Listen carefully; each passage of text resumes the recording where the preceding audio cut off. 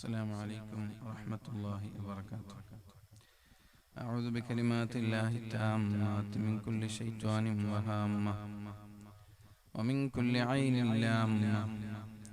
أعوذ بالله من الشيطان الرجيم. بسم الله الرحمن الرحيم. الحمد لله رب العالمين. الصلاة والسلام على سيدنا محمد أشرف المرسلين وعلى آله وصحبه أجمعين. أما بعد، اللهم لا علم لنا إلا ما علمتنا ولا معرفة إلا ما ألهمتنا. اللهم علمنا ما ينفعنا وانفعنا بما علمتنا وزدنا علما. اللهم أرنا الحق حقا وارزقنا اتباعه وأرنا الباطل باطلا وارزقنا اجتنابه.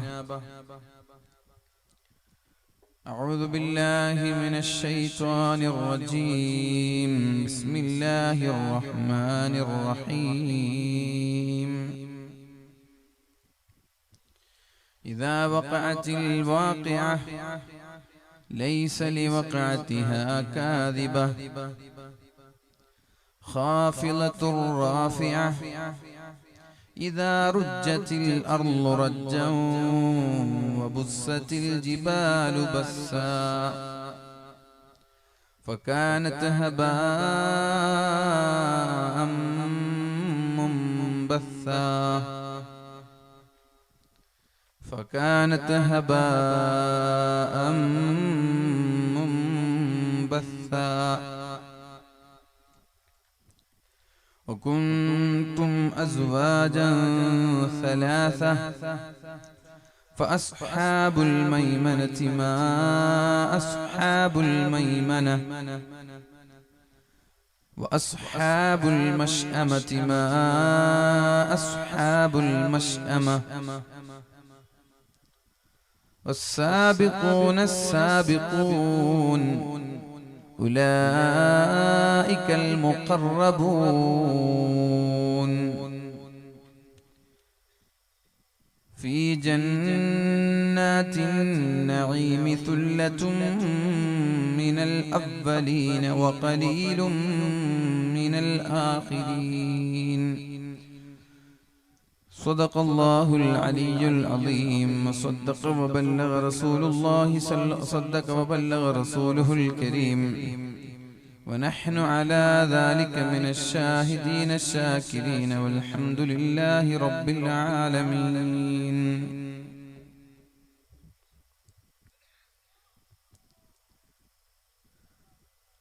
سيد علي അക്ബർ ദഹ്ലവി റളിയല്ലാഹു അൻഹു എന്ന മഹാനുഭാവന്റെ പേരിൽ വർഷം തോറും കഴിച്ചു വരാറുള്ള വാരാമ്പറ്റ മക്കാം ഉറൂസിലാണ് നമ്മളെല്ലാവരും ഇവിടെ സമ്മേളിച്ചിരിക്കുന്നത്. പ്രൗഢമായ പരിപാടിയുടെ സമാപന ദിവസം അടുത്തു വന്നുകൊണ്ടിരിക്കുകയാണ്. ഈ മഹത്തായ പരിപാടിയിൽ ഇതിന്റെ ചുക്കാൻ പിടിക്കുന്ന സർവാദരണീയനായ അധ്യക്ഷൻ പി അബൂബക്കർ ഹാജി ഔപചാരികമായി ഉദ്ഘാടന കർമ്മം നിർവഹിച്ച ആദരണീയരായ ജില്ലയുടെ കരുത്തനായ സംസ്ഥയുടെ സെക്രട്ടറി പ്രഗത്ഭനായ എസ് മുഹമ്മദ് ദാരിമി ഉസ്താദ് അവർകൾ സ്വാഗത ഭാഷണം നടത്തിയ അലിയമാനി ഉസ്താദ് അവർകൾ മറ്റുള്ള ഈ മഹത്തായ വേദിയിൽ ഉപവിഷ്ടരായിരിക്കുന്ന ആദരണീയരായ സയ്യിദ് ഷിഹാബുദ്ദീൻ ബിച്ചിക്കോയ ചങ്ങൽ, ഇബ്രാഹിം ഫൈസി പേരാൽ ഉസ്താദ് അവർകൾ, മുഹയ്യദ്ദീൻ കുട്ടി Yamani, Qasem Darimi, P A ആലി ഹാജി, തുർക്കി പോക്കർ ഹാജി, കമ്പ അഹമ്മദ് ഹാജി, കണ്ണാടി അഹമ്മദ് ഹാജി, അതുപോലെ കല്ലേരി അലി സാഹിബ്, മൊയ്തുട്ടി സാഹിബ്, പി എ മൊയ്തുട്ടി, അതുപോലെ ഉസ്മാൻ ധാരിമി, മറ്റുള്ള വളരെ പ്രഗത്ഭരായ ഉലമാക്കൾ, ഉമറാക്കൾ, ഇവിടെ നന്ദി പറയേണ്ട നമ്മുടെ സുഹൃത്ത് മുജീബ് സാഹിബ്, അങ്ങനെ ഈ മഹത്തായ വേദിയിലും സദസ്സിലൊക്കെ ഉപവിഷ്ടരായിരിക്കുന്ന വളരെ പ്രഗത്ഭരായ ഉലമാക്കളും ഉമറാക്കളും നേതാക്കന്മാരും സഹോദരങ്ങൾ, സഹോദരിമാർ, എല്ലാ ആളുകൾക്കും അല്ലാഹു റബ്ബ് സുബ്ഹാനഹു വ തആല ഇഹപര വിജയം നൽകുന്നതോടൊപ്പം ദുനിയാവിലും ആഖിറത്തിലും വിജയിക്കുന്ന മുത്തഖീങ്ങളിൽ അല്ലാഹു എല്ലാ ആളുകളെയും ഉൾപ്പെടുത്തട്ടെ എന്ന് ദുആ ചെയ്യുകയാണ്. പ്രത്യേകിച്ച് വളരെ മനോഹരമായ ഭക്ഷണം സജ്ജീകരിച്ച നമ്മുടെ സുഹൃത്ത് അല്ലാഹു അദ്ദേഹത്തിന്റെ വീട്ടിലും കുടുംബത്തിലും മക്കളിലും അല്ലാഹു ബർക്കത്ത് ചെയ്യട്ടെ. എല്ലാവിധ ശർറായ ഖളായിൽ നിന്നും, അപകടങ്ങളിൽ നിന്നും, മാറാരോഗങ്ങളിൽ നിന്നും അല്ലാഹു അവരെയും നമ്മയും അല്ലാഹു സലാമത്താക്കട്ടെ. സ്വർഗീയ ഭക്ഷണം കൊണ്ട്, സ്വർഗീയ പാനീയം കൊണ്ട്, സ്വർഗീയ സുഖങ്ങൾ കൊണ്ട് അല്ലാഹു അവരെയും നമ്മയും അനുഗ്രഹിക്കട്ടെ. വലിയൊരു മഹാന്റെ മുമ്പിൽ വളരെ മനോഹരമായ രീതിയിൽ വർഷം തോറും സംഘടിപ്പിക്കാറുള്ള പ്രൗഢമായ പരിപാടിയാണ്. കഴിഞ്ഞ വർഷം എന്തോ ഒരു മിസ്അണ്ടർസ്റ്റാൻഡിങ്, അതുകൊണ്ട് വരാൻ പറ്റിയില്ല. ഈ പ്രാവശ്യവും ഉംറയുമായി ബന്ധപ്പെട്ട് നേരത്തെ ഡേറ്റ് നിശ്ചയിച്ചതാണ്. പക്ഷേ ചില കാരണങ്ങൾ കൊണ്ട് ഉംറയ്ക്ക് പോയില്ല. അതുകൊണ്ട് അൽഹംദുലില്ലാ നിങ്ങളെ കാണാനും അഭിമുഖീകരിക്കാനും സാധിച്ചു. അല്ലാഹു റബ്ബ് സുബ്ഹാനഹു വ തആല നമ്മെല്ലാ ആളുകളെയും ദുനിയാവിലും ആഖിറത്തിലും വിജയിക്കുന്ന മുത്തഖീങ്ങളിൽ ഉൾപ്പെടുത്തി അനുഗ്രഹിക്കട്ടെ.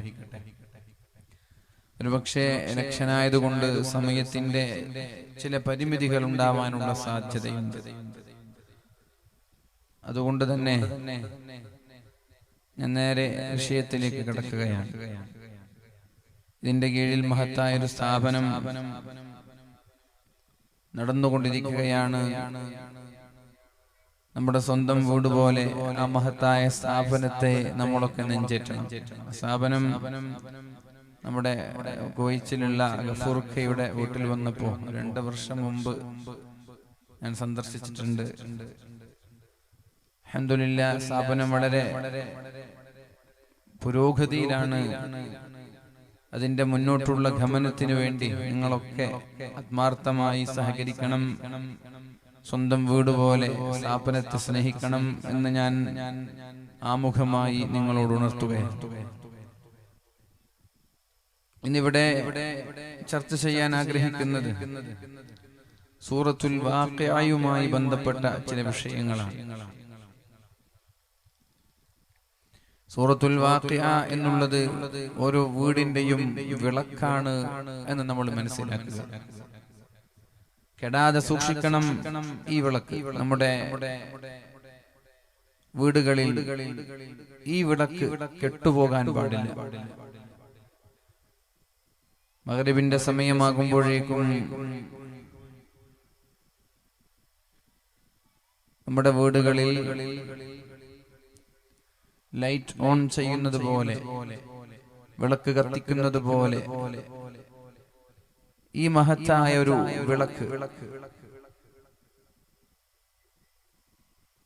യുരീദൂന ലിയുത്ഫിഉ നൂറല്ലാഹി ബിഅഫ്വാഹിഹിം വല്ലാഹു മുത്തിമ്മു നൂരിഹി. അല്ലാഹുവിന്റെ വിളക്കിനെ അവർ ഊതിക്കെടുത്താൻ ശ്രമിക്കുമെന്നാണ്. പക്ഷെ അല്ലാഹുവിന്റെ വിളക്ക് അങ്ങനെ കെട്ടുപോകൂല. ഇതൊരു നൂറാണ്. ഖുർആൻ ഒരു പ്രകാശമാണ്, ഒരു വെളിച്ചമാണ്. അതിന്റെ സൂറത്തുകൾക്കൊക്കെ വ്യത്യസ്തമായ മഹത്വങ്ങളുണ്ട്, വ്യത്യസ്തമായ പ്രത്യേകതകളുമുണ്ട്. ഓരോ സൂറത്തിന് ഓരോ പ്രത്യേകതകളാണ്. ഒരു സൂറത്തിനെ കുറിച്ച് നമ്മൾ പഠിക്കുകയും പഠനം നടത്തുകയും ഗവേഷണം നടത്തുകയും ചെയ്യുമ്പോൾ നമ്മൾ വിചാരിക്കും ഇത് തന്നെയാണ് ഖുർആനിലെ ഏറ്റവും അഫ്ളലായ സൂറത്ത്. എന്നാ അത് കഴിഞ്ഞ് അടുത്ത സൂറത്ത് പഠിക്കുമ്പോൾ നമ്മൾ വിചാരിക്കും എന്നാ ഇതായിരിക്കും ഏറ്റവും അഫ്ളൽ എന്ന്. അങ്ങനെ ഓരോ സൂറത്തിനും ഏറ്റവും കൂടുതൽ തഫ്സീറുകൾ രചിച്ചിട്ടുള്ളത് സൂറത്തുൽ നമ്മുടെ ഖുൽ ഹുവല്ലാഹു അഹദ് സൂറത്തുൽ ഇഖ്ലാസിനെ കുറിച്ചല്ലേ. ഒരുപാട് ഗ്രന്ഥങ്ങൾ ചെറിയ സൂറത്തിനെ കുറിച്ച്. അതുകൊണ്ട് എല്ലാ സൂറത്തുകൾക്കും അതിൻ്റെതായ പ്രത്യേകതകളുണ്ട്, മഹത്വങ്ങളുണ്ട്. ഇന്ന് നമ്മൾ ചർച്ച ചെയ്യാൻ പോകുന്നത് പൂർണ്ണമായി വിശദീകരിക്കാൻ സമയമുണ്ടാവില്ല. എന്തായാലും വളരെ ചുരുക്കി അത്യാവശ്യം നമ്മൾ മനസ്സിലാക്കേണ്ട ചില വിഷയങ്ങൾ ഉൾപ്പെടുത്തിക്കൊണ്ട് നമ്മുടെ വിഷയം മുന്നോട്ട് കൊണ്ടുപോകാനാണ് ഞാൻ ആഗ്രഹിക്കുന്നത്. അള്ളാഹു പഠിക്കാനും ജീവിതത്തിൽ പകർത്താനും നമ്മൾക്ക് തൗഫീഖ് ചെയ്ത് അനുഗ്രഹിക്കട്ടെ. ബിസ്മില്ലാഹിർ റഹ്മാനിർ റഹീം. ഇദാ വഖഅത്തിൽ വാഖിഅ ലൈസ ലിവഖഅതിഹാ കാദിബ ഖാഫിളത്തുർ റാഫിഅ إذا رجت الأرض رجا وبست الجبال بسا فكانت هباء منبثا وكنتم أزواجا ثلاثة فأصحاب الميمنة ما أصحاب الميمنة إذا وقعت الواقعة. ആ സംഭവം സംഭവിച്ചു കഴിഞ്ഞാൽ അൽ വാഖിഅ. അതാ സൂറത്തിന്റെ പേര്. ഏതാണ് ആ സംഭവം? ലൈസ ലിവഖഅതിഹാ കാദിബ. ആ സംഭവങ്ങളെ നിഷേധിക്കുന്നവൻ ആരും ഉണ്ടാവൂല. ഇദാ വഖഅത്തിൽ വാഖിഅ. അത് സംഭവിച്ചു കഴിഞ്ഞാൽ അതിനെ നിഷേധിക്കുന്നവർ ലോകത്തുണ്ടാവുകയില്ല. ഒരുപക്ഷേ ഇന്ന് പലരും അങ്ങനെ ഒരു ലോകാവസാനമില്ല എന്ന് പറഞ്ഞേക്കാം. അങ്ങനെ ഒരു ലോകാവസാനമൊന്നും ഇല്ല എന്ന് അഭിപ്രായപ്പെടുന്നവരുണ്ട്.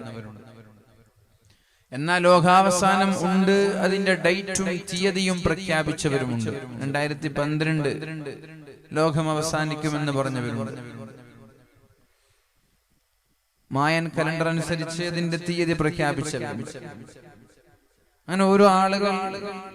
എന്നാൽ ഇന്ന് സവിയടുത്ത് മരണപ്പെട്ടു പോയ നമ്മുടെ വീൽ ചെയറിലെ സയന്റിസ്റ്റ് ശാസ്ത്രജ്ഞൻ സ്റ്റീഫൻ ഹോക്കിംഗ്, അദ്ദേഹം പറഞ്ഞു ചില കാരണങ്ങൾ ഉദ്ധരിച്ചുകൊണ്ട് എന്തായാലും ഈ ലോകത്തിനൊരു അവസാനമുണ്ട്, ആ അവസാനം താമസിയാതെ സംഭവിക്കുമെന്ന്.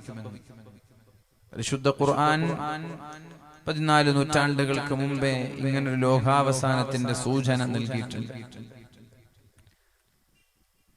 ലോകാവസാനം എന്നും സംഭവിച്ചോട്ടെ, അതൊന്നും നമ്മുടെ പ്രശ്നമല്ലല്ലോ. റസൂലുള്ളാഹി സ്വല്ലല്ലാഹു അലൈഹി വസല്ലമ തങ്ങളോട് ലോകാവസാനത്തെ കുറിച്ച് ജിബ്രീൽ അലൈഹിസ്സലാം ചോദിച്ചപ്പോ നബി തങ്ങൾ പറഞ്ഞത് മൽ മസ്ഊലു അൻഹാ ബിഅലമ മിനസ് സായിൽ.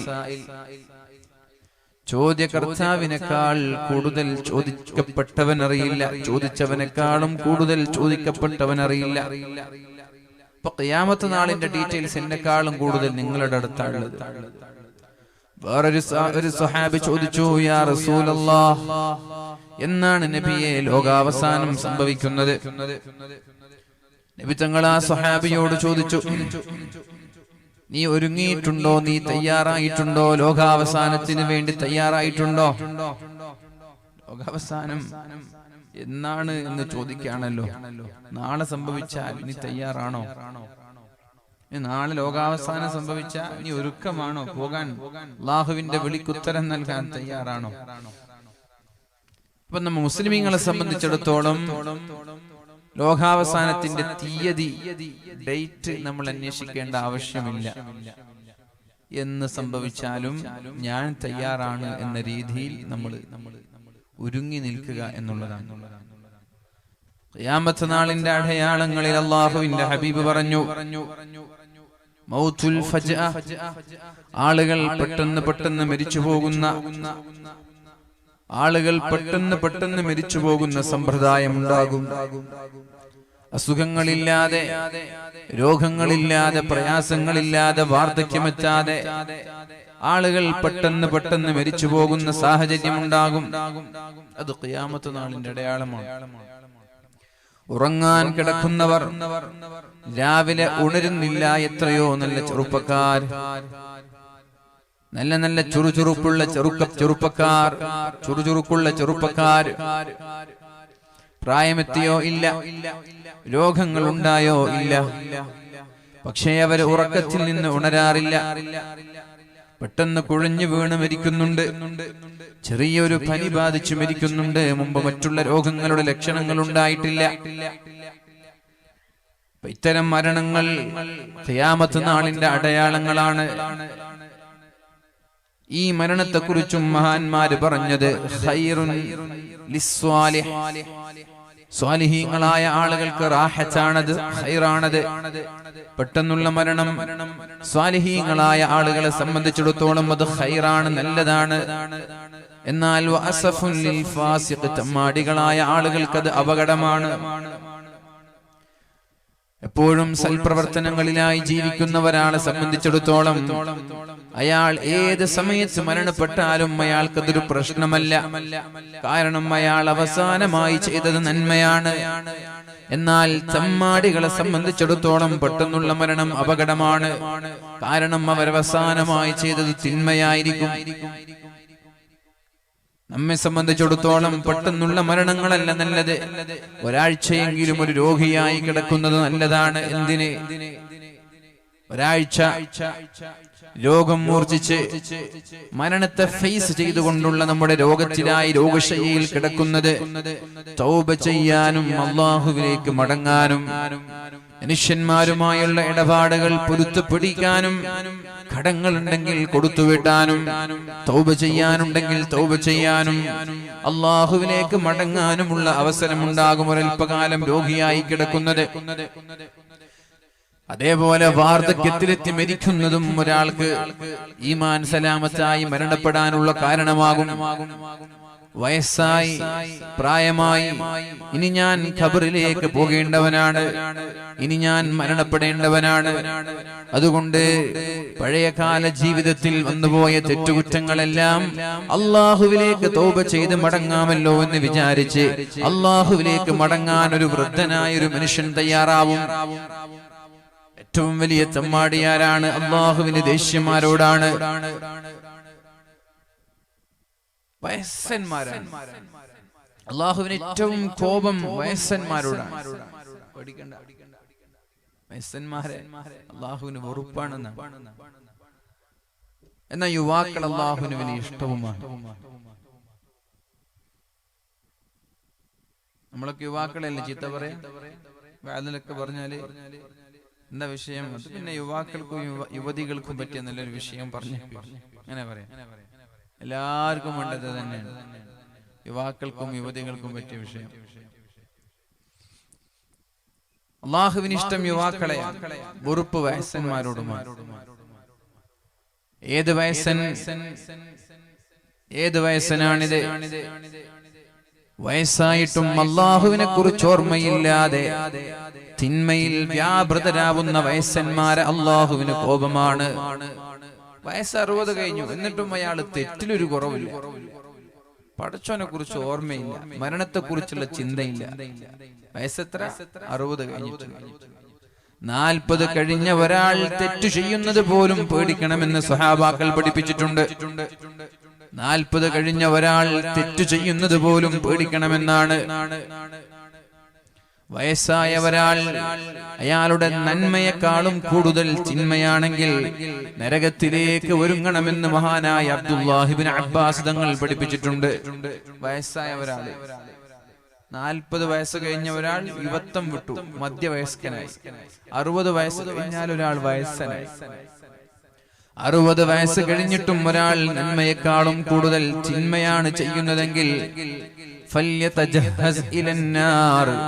അയാൾ നരകത്തിലേക്ക് ഒരുങ്ങട്ടെ എന്ന് മുഹമ്മദുർ റസൂലുള്ളാഹി സ്വല്ലല്ലാഹു അലൈഹി വസല്ലം. 40 വയസ്സ് മുതൽ ഓരോ ആളുകളുടെ തിന്മകളെയും അതേ സമയം എഴുതി വെക്കുമെന്നാണ്. എന്നാൽ 40 വയസ്സുവരെ ഒരല്പസമയം കാത്തിരിക്കുമെന്നാണ്. അയാൾ തൗബ ചെയ്യുന്നുണ്ടോ ഇല്ലേ എന്ന് നോക്കാൻ. 40 വയസ്സുവരെ അള്ളാഹു മലക്കുകളോട് പറയും, തെറ്റു ചെയ്താൽ കുറച്ച് കാത്തിരിക്കും. ഒരല്പസമയം കാത്തിരിക്കുന്നതിന് അയാൾ തൗബ ചെയ്യുന്നുണ്ടോ ഇല്ലേ എന്നറിയാൻ.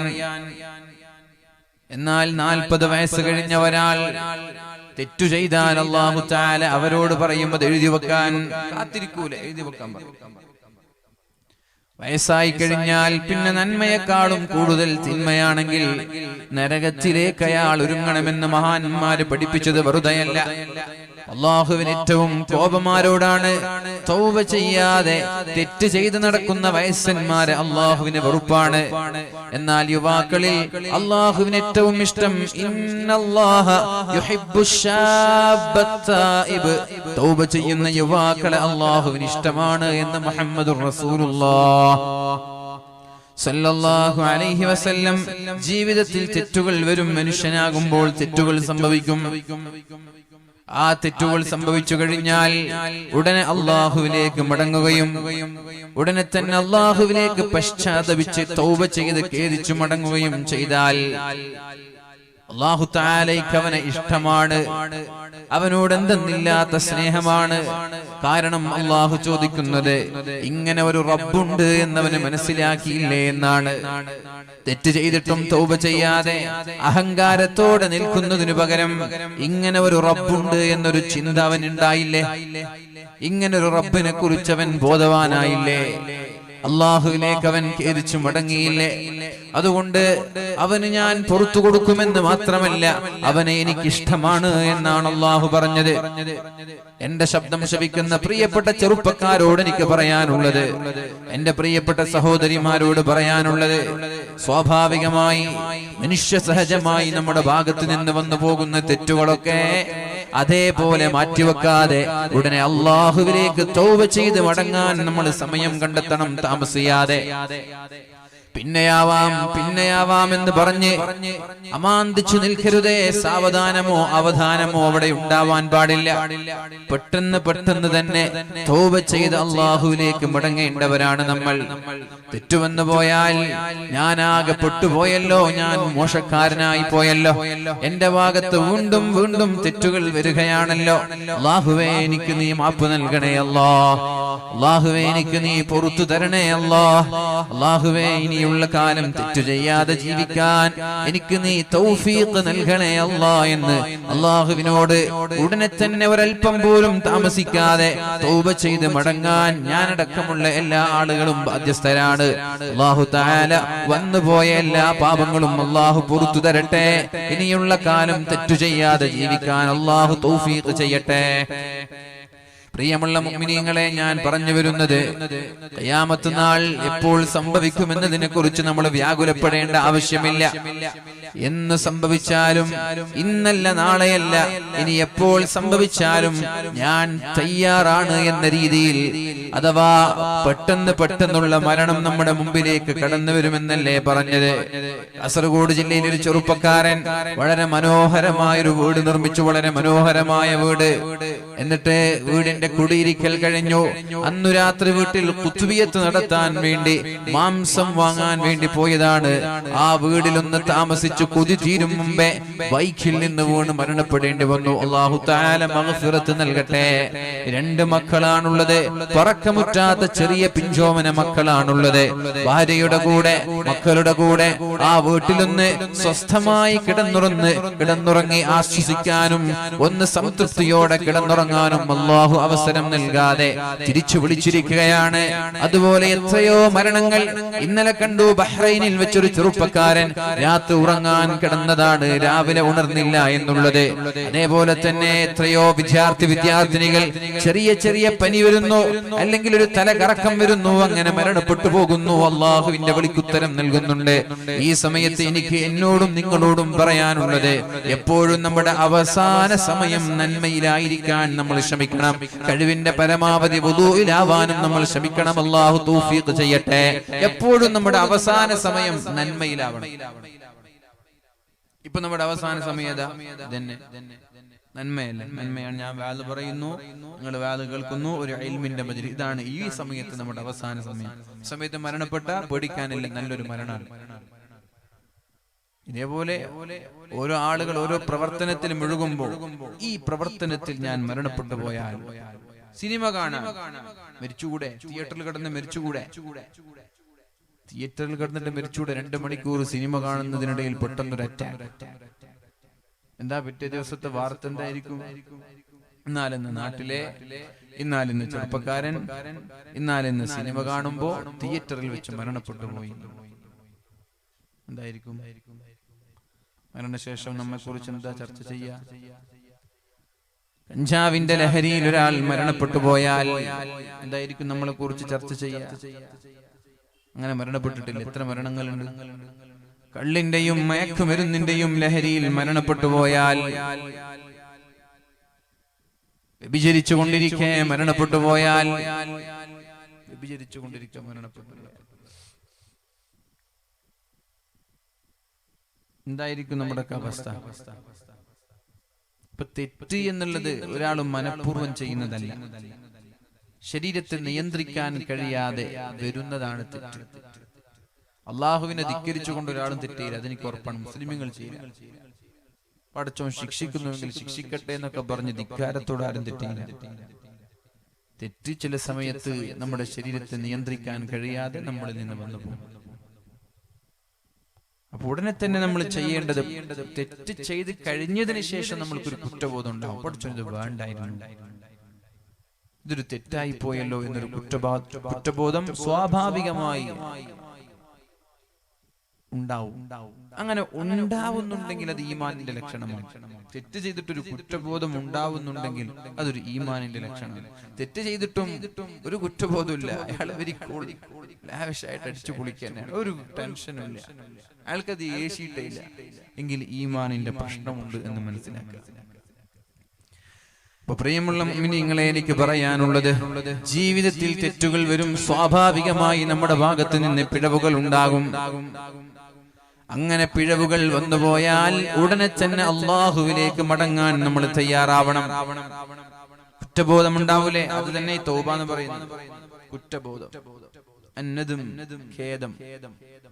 ആ ഒരു കുറ്റബോധം മനസ്സിലേക്ക് കടന്നു വരലോടുകൂടി, അള്ളാഹുവേ ഇനി ഞാൻ ആവർത്തിക്കില്ല റബ്ബേ, എനിക്ക് നീ പുറത്തു തരണേ അല്ലാഹ്, ഇനി ഞാൻ ആവർത്തിക്കില്ല റബ്ബേ, എനിക്ക് നീ പുറത്തു തരണേ അല്ലാഹ് എന്ന് ആത്മാർത്ഥമായി ഒന്ന് അള്ളാഹുവിലേക്ക് മനമുരുകലോടുകൂടി അള്ളാഹു നിങ്ങളുടെ പാപങ്ങൾ പുറത്തു തരും.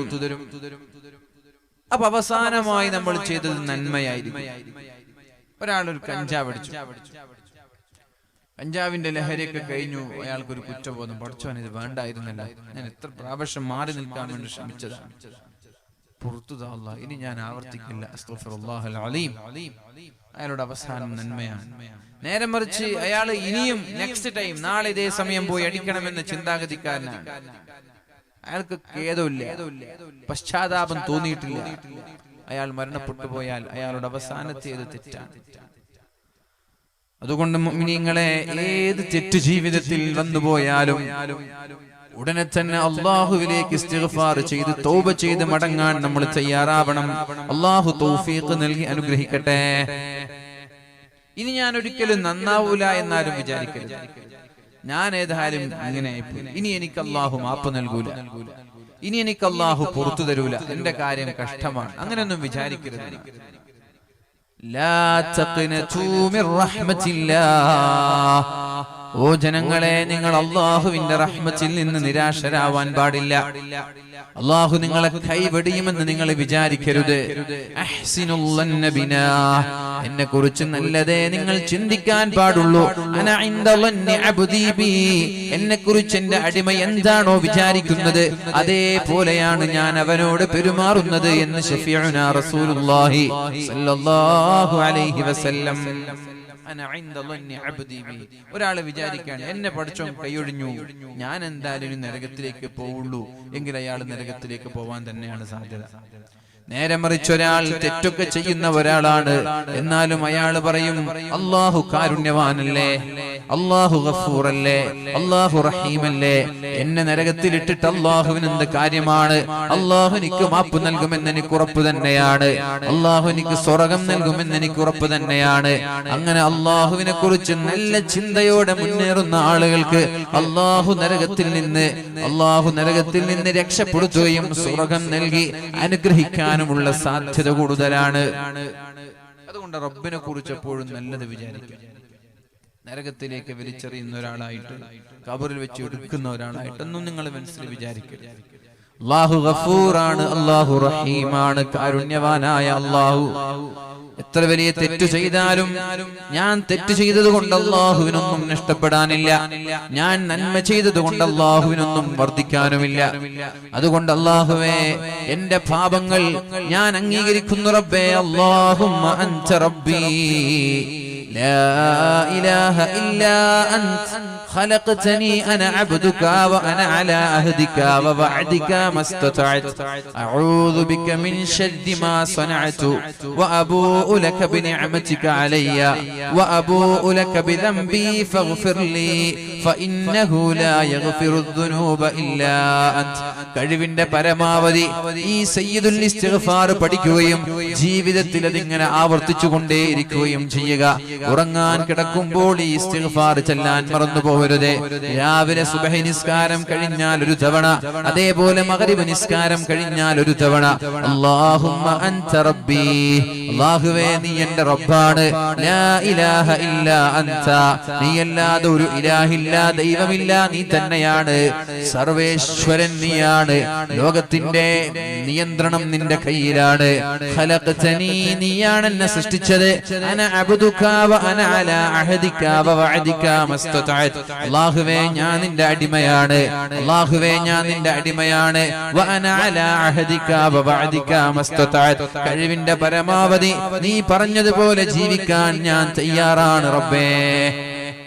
കഴിവിന്റെ പരമാവധി നീ പറഞ്ഞതുപോലെ ജീവിക്കാൻ ഞാൻ തയ്യാറാണ്. എന്നിട്ട് വഅബൂഉ ലക ബിനിഅമതിക അലയ്യ, എന്റെ നിഅമത്തുകൾ നീ തന്നതാണ്. വഅബൂഉ ലക ബിദംബി, അല്ലാഹുവേ എന്റെ പാപങ്ങൾ ഞാൻ അംഗീകരിക്കുന്നു, ഞാൻ തെറ്റുകാരനാണ്. അല്ലാഹുവേ ഞാൻ കുറ്റക്കാരനാണ്. അഊദു ബിക മിൻ ശർരി മാ സനഅതു, എന്റെ ജീവിതത്തിൽ വന്നുപോയ എല്ലാ തെറ്റിൽ നിന്നും ഞാൻ നിന്നോട് കാവൽ ചോദിക്കുകയാണ്. ഫഗ്ഫിർലി ഫഇന്നഹു ലാ യഗ്ഫിറു ദുനൂബ ഇല്ലാ അൻത, അല്ലാഹുവേ നീ അല്ലാതെ വേറെ ഒരാളും പൊറുത്തു തരാനില്ല, അതുകൊണ്ട് എനിക്ക് പൊറുത്തു തരണേ അല്ലാഹ് എന്നൊരാൾ അല്ലാഹുവിനോട് രാവിലെയും വൈകുന്നേരവും ചൊല്ലി അയാൾ മരണപ്പെട്ടു പോയാൽ, സുബ്ഹിക്ക് ശേഷം ചൊല്ലിയവൻ മഗ്രിബിന് മുമ്പ് മരണപ്പെട്ടാൽ, മഗ്രിബിന്റെ ശേഷം ചൊല്ലിയവൻ സുബ്ഹിക്ക് മുമ്പ് മരണപ്പെട്ടാൽ അല്ലാഹു തആല അയാൾക്ക് സ്വർഗ്ഗം നൽകി അനുഗ്രഹിക്കുമെന്ന് മുഹമ്മദുർ റസൂലുള്ളാഹ്. അത് അർത്ഥം മനസ്സിലാക്കി ചെല്ലണം. അർത്ഥം മനസ്സിലാക്കി ആരാ ചെല്ലുക? പഠിച്ചോനെ ഓർമ്മയുള്ള ആളുകൾക്ക് ഇത് ചെല്ലാൻ കഴിയുള്ളൂ. നിങ്ങൾ ജീവിതത്തിൽ ചെല്ലണമെന്ന് തീരുമാനിച്ചു നോക്കും. നമ്മൾ വാല് പലതും പറയും, പല വിഷയങ്ങളും പല ദിക്റുകളൊക്കെ പറയും. അപ്പൊ ഈ ചില ആളുകൾ മെസ്സേജ് അയക്കും, എന്താണ് സമ്പത്ത് കൂടാൻ വേണ്ടിയിട്ടുള്ള ദിക്റുണ്ടാകും, കടങ്ങൾ മാറാനുള്ള ദിക്റുണ്ടാകും, ഭക്ഷണം കഴിക്കുമ്പോൾ സൈഡ് എഫക്റ്റ് വരാതിരിക്കാനുള്ള ദിക്റുണ്ടാകും, ഒക്കെ ഉണ്ടാവും. എന്നാൽ സ്വർഗത്തിലെത്താനുള്ള ദിക്റുണ്ടാവും, നരകത്തിൽ നിന്ന് രക്ഷപ്പെടാനുള്ള ദിക്റുണ്ടാവും. എന്നാൽ നമ്മുടെ ആൾക്കാർക്ക് വേണ്ടത് എന്താ? പൈസ കൂടാനുള്ള ദിക്റ് വല്ലതുണ്ടെങ്കിൽ അതൊന്ന് പറഞ്ഞൊരു ഉസ്താദ് എന്ന് പറയും. എവിടെങ്കിലും വേദമൊക്കെ കഴിഞ്ഞാലേ ആ വേദന്റെ സദസ്സിൽ സമ്പത്ത് കൂടാൻ വേണ്ടിയിട്ട് ദിക്ർ എന്തെങ്കിലും പറഞ്ഞു കൊടുത്താല് നാട്ടിൽ നിന്ന് വാട്സപ്പ് വഴിയോ അല്ലെങ്കിൽ ഫോൺ മുഖേന ബന്ധപ്പെടുന്ന ആളുകളുണ്ട്.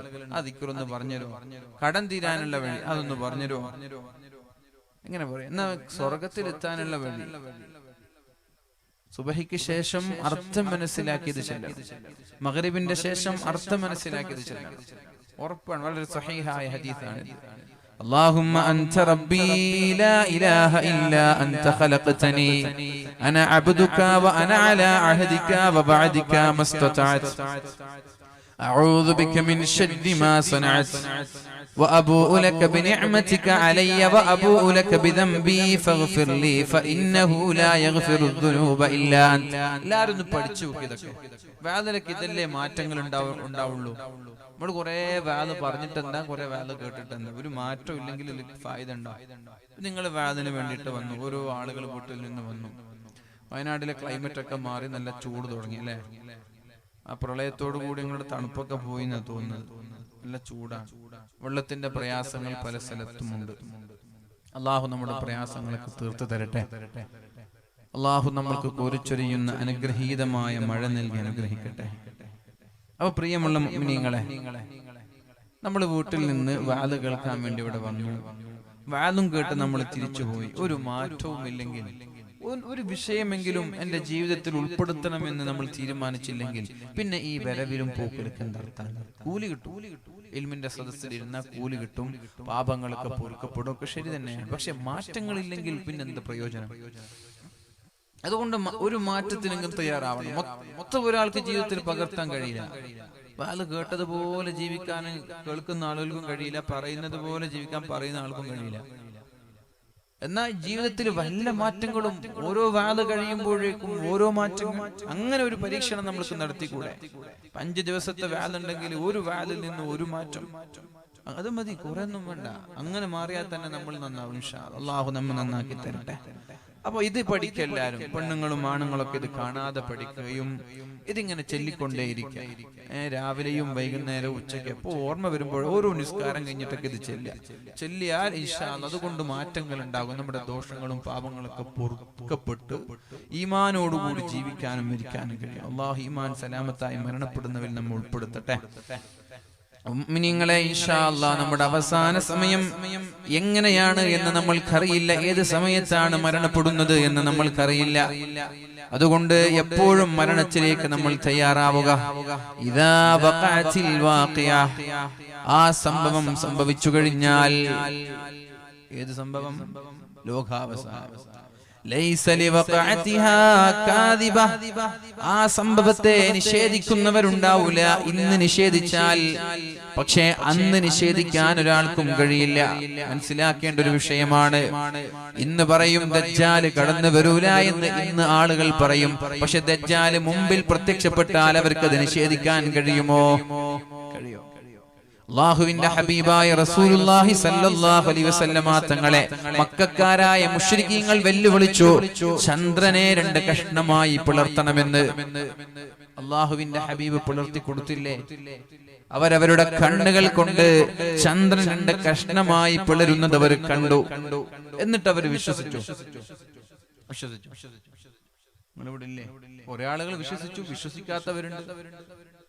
മക്കയിലാണ് ഈ സംഭവം നടന്നതെങ്കിലും കേരളക്കരയിൽ നിന്നൊരാൾ ഈ സംഭവം കണ്ട് ഇസ്ലാമിലേക്ക് കടന്നു വന്നു. താജുദ്ദീൻ പെരുമാൾ കേരളത്തിൽ. അത് റസൂലുള്ളാഹി സ്വല്ലല്ലാഹു അലൈഹി വസല്ലം തങ്ങളുടെ കാലത്താണ്.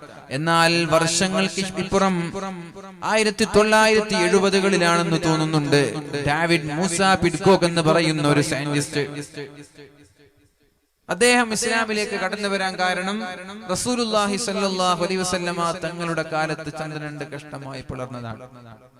അപ്പൊ ഇതൊക്കെ വെറുതെ ആണ് നിങ്ങൾ വിചാരിച്ചു? ചന്ദ്രൻ 2 കഷ്ണമായി പിളർന്നു, അതിലൊക്കെ ഈമാൻ കിട്ടേണ്ടവർക്ക് ഈമാൻ കിട്ടും. മനസ്സിലായോ?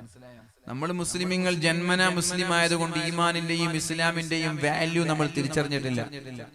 ഇപ്പൊ ന്യൂസിലൻഡിൽ നടന്ന ഭീകരാക്രമണം ഒക്കെ സത്യത്തിൽ അവർ ഉദ്ദേശിച്ചത് ഇസ്ലാമിനെ തകർക്കാനും ഇസ്ലാമോഫോബിയ ജനങ്ങളുടെ മനസ്സിൽ ഇട്ടുകൊടുക്കാനും വേണ്ടിയിട്ടാണ്. ലൈവ് ചിത്രീകരണം നടത്തിയതൊക്കെ അതിന്റെ പേരിലാണ്. പക്ഷെ എന്താ അവിടെ സംഭവിച്ചത്? നേരെ ഓപ്പോസിറ്റ് അല്ലേ?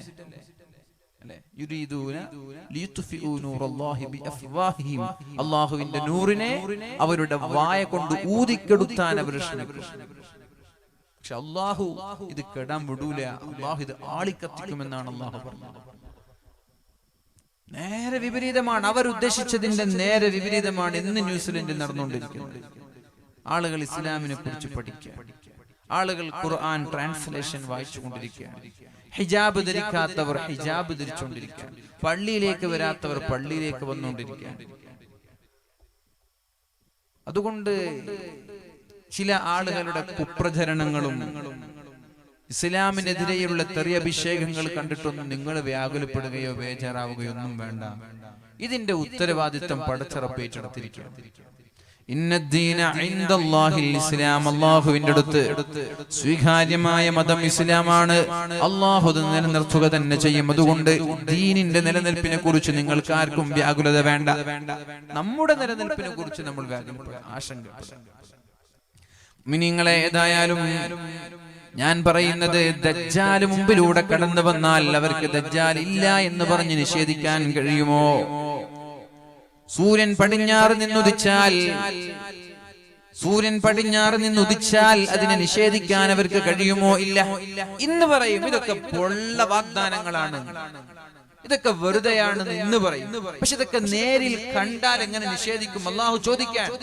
ലോകാവസാനം ഇല്ല എന്ന് പറഞ്ഞാൽ, പക്ഷേ ഈ സംഭവം സംഭവിച്ചു കഴിഞ്ഞാൽ അതിനെ നിഷേധിക്കുന്നവരുണ്ടാവൂല.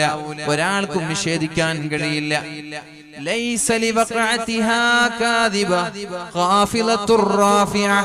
അന്ന് ചില ആളുകൾ ഉയരുകയും ചില ആളുകൾ താഴ്ന്നു പോവുകയും ചെയ്യുമെന്നാണ് പറഞ്ഞത്.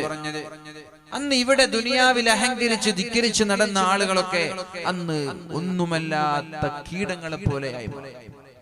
എന്നാൽ വിനയാന്വിതരായി അള്ളാഹുവിനെ പേടിച്ച് ജീവിച്ച പാവങ്ങളായ ആളുകൾ, അവർ അള്ളാഹുവിന്റെ ആ ലോകാവസാന സമയത്ത് അള്ളാഹുവിന്റെ തൃപ്തിയോടുകൂടി അവർ ഉയർന്ന് പന്തലിക്കുമെന്നാണ് അള്ളാഹു പറയുന്നത്. ഇദാ റുജ്ജത്തിൽ അർളു റജ്ജാ, ഭൂമിയൊരു വിറച്ചു കഴിഞ്ഞാൽ, കിടുകിട വിറച്ചു കഴിഞ്ഞാൽ, ഇദാ സുൽസിലത്തിൽ അർളു സിൽസാലഹാ വഅഖ്റജത്തിൽ അർളു അസ്ഖാലഹാ വഖാലൽ ഇൻസാനു മാ ലഹാ, ഭൂമി അതിന്റെ പ്രകമ്പനം കൊണ്ട് കഴിഞ്ഞാൽ, അവസാനത്തെ കുലുക്കം ഒന്ന് കുലുങ്ങി കഴിഞ്ഞാൽ, വബുസ്സത്തിൽ ജിബാലു ബുസ്സാ വബുസ്സത്തിൽ ജിബാലു ബസ്സാ, പർവ്വതങ്ങൾ തകർന്ന് തരിപ്പണമായി കഴിഞ്ഞാൽ, ലോകത്തെ ഏറ്റവും ശക്തിയുള്ള സൃഷ്ടിപ്പ് ഏത് എന്ന് ചോദിച്ചാൽ അത് പർവ്വതമാണ്. ലോകത്തെ ഏറ്റവും ശക്തിയുള്ള സൃഷ്ടിപ്പ് പർവ്വതമാണ്. ആ പർവ്വതത്തെയാണ് അള്ളാഹു പറയുന്നത്. അള്ളാഹുവിന്റെ ശക്തിയെ, അള്ളാഹുവിന്റെ കഴിവിനെ ജനങ്ങൾക്ക് മുമ്പിൽ അള്ളാഹു അവതരിപ്പിച്ച് കാണിക്കുകയാണ്. ആളുകൾ ചോദിക്കും, മരിച്ചു കഴിഞ്ഞാൽ പുനർജനിപ്പിക്കാൻ കഴിയുമോ എന്ന്. മരിച്ച ഒരാളെ പുനർജനിപ്പിക്കുമെന്നോ? ഞങ്ങളുടെ ഉപ്പമാരും ഉപ്പാപ്പമാരൊക്കെ മരിച്ചു കഴിഞ്ഞ് രണ്ടാമത് ഹയാത്തിടുമെന്നോ? അല്ലാഹു പറയാണ്, ഈ പർവ്വതങ്ങളെ തവിട് പൊടിയാക്കുന്ന റബ്ബിന് മരിച്ചുപോയ ഒരാളെ രണ്ടാമത് പുനർജനിപ്പിക്കാൻ അല്ലാഹുവിന്റെ പ്രയാസമാണ് എന്നാണോ നിങ്ങൾക്ക് തോന്നുന്നത്?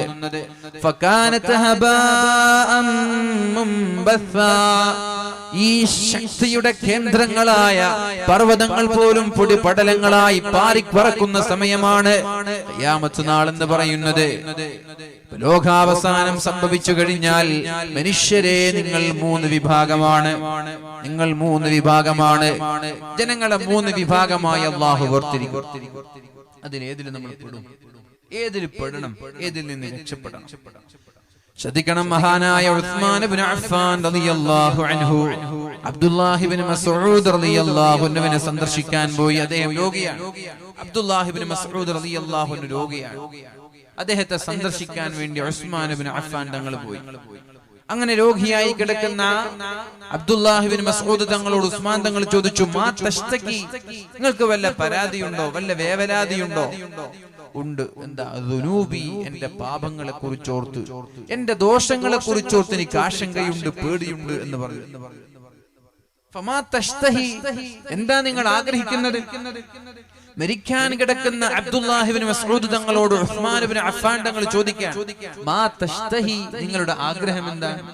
അദ്ദേഹം പറഞ്ഞു, റഹ്മത റബ്ബി, എന്റെ രക്ഷിതാവായ അല്ലാഹുവിന്റെ കാരുണ്യമാണ് ഞാൻ ആഗ്രഹിക്കുന്നത്. അപ്പോഴാണ് ഉസ്മാൻ ഇബ്നു അഫ്ഫാൻ തങ്ങൾ ചോദിച്ചത്, അലാ ആമുറു ലക ബിതബീബ്, ഞാൻ ഒരു ഡോക്ടറെ വിളിക്കട്ടെ? അത് രോഗമല്ലേ, ഒരു ഡോക്ടറെ ഞാൻ വിളിക്കട്ടെ? അദ്ദേഹം പറഞ്ഞു, അത്വബീബു അംറദനി, എനിക്ക് ഈ രോഗം തന്നത് എന്റെ ഡോക്ടറാണ്. എന്റെ ഡോക്ടർ അല്ലാഹുവാണ്, എനിക്ക് രോഗം തന്നത് എന്റെ ഡോക്ടറാണ്. അതുകൊണ്ട് ഡോക്ടറെ വിളിക്കേണ്ട ആവശ്യമില്ല. ഉസ്മാൻ തങ്ങൾ ചോദിച്ചു, അലാ ആമുറു ലക ബിഅത്വാ, നിങ്ങൾക്ക് ഞാൻ സാമ്പത്തികമായ വല്ല സഹായവും നൽകാൻ ഞാൻ കൽപ്പിക്കട്ടെയോ? മരിക്കാൻ കിടക്കുന്ന നിങ്ങളുടെ മക്കൾ പട്ടിണിയാകുമല്ലോ, നിങ്ങളുടെ മക്കൾ ദരിദ്രരാകുമല്ലോ. പെൺമക്കളല്ലേ നിങ്ങൾക്കുള്ളത്. ആ പെൺമക്കൾക്ക് നിങ്ങളുടെ കാലശേഷം ജീവിക്കാൻ സാമ്പത്തികമായ സഹായം ഞാൻ പ്രഖ്യാപിക്കട്ടെയോ എന്ന് മഹാനായ ഉസ്മാൻ ഇബ്നു അഫ്ഫാൻ റളിയല്ലാഹു അൻഹു ചോദിച്ചു. അദ്ദേഹം പറഞ്ഞു, ലാ ഹാജത ലീ ഫീ, എനിക്ക് എന്തിനാ മരിക്കാൻ പോകുന്നു, എനിക്ക് എന്തിനാ ക്യാഷ്? അല്ല, നിങ്ങളുടെ പെൺമക്കൾക്ക്, നിങ്ങളുടെ കാലശേഷം പെൺമക്കൾക്ക് ജീവിക്കണ്ടേ? അപ്പോഴാണ് മഹാനായ അബ്ദുല്ലാഹി ഇബ്നു മസ്ഊദ് തങ്ങൾ ചോദിച്ചത്, അതഖ്ശാ അലാ ബനാതിയൽ ഫഖർ, എന്റെ പെൺമക്കൾ ദരിദ്രരാകുമെന്ന് നിങ്ങൾക്ക് തോന്നുന്നുണ്ടോ? എന്റെ പെൺമക്കൾ പട്ടിണി കിടക്കുമെന്ന് നിങ്ങൾക്ക് തോന്നുന്നുണ്ടോ? എന്നിട്ട് പറഞ്ഞു, ഇന്നി അമർതു ബനാതി യഖറഅന കുല്ല ലൈലത്തിൻ സൂറത്തുൽ വാഖിഅ, ഞാൻ എന്റെ പെൺമക്കളോട് എല്ലാ രാത്രിയിലും സൂറത്തുൽ വാഖിഅ പാരായണം ചെയ്യാൻ പറഞ്ഞിട്ടുണ്ട്. ഞാൻ എന്റെ പെൺമക്കളോട് എല്ലാ രാത്രിയിലും സൂറത്തുൽ വാഖിഅ പാരായണം ചെയ്യാൻ പറഞ്ഞിട്ടുണ്ട്. അതുകൊണ്ട് എന്റെ പെൺമക്കൾക്ക് ജീവിതത്തിൽ ദാരിദ്ര്യം വരികയേയില്ല. എന്റെ പെൺമക്കൾ ദരിദ്രരാവൂല, പട്ടിണി കിടക്കൂല. എന്താ കാരണം? സൂറത്തുൽ വാഖിഅ പാരായണം ചെയ്യുന്നുണ്ട്. ഈ ഒരു വിശ്വാസം നമ്മൾക്കുണ്ടോ? നമ്മുടെ പരാജയം വിശ്വാസത്തിന്റെ പേരിലാണ്. നമ്മൾ വാല് കേൾക്കുന്നുണ്ട്, വാല് പറയുന്നുണ്ട്, പക്ഷെ ഇതിലൊന്നൊരു വിശ്വാസം, പരിപൂർണമായ വിശ്വാസമില്ല. ഇതൊക്കെ കേൾക്കുമ്പോ നടക്കുമായിരിക്കും, ഇതൊക്കെ സംഭവിക്കുമായിരിക്കും എന്ന ചിന്തയല്ലാതെ പൂർണ്ണമായൊരു വിശ്വാസം നമ്മൾക്കുണ്ടോ?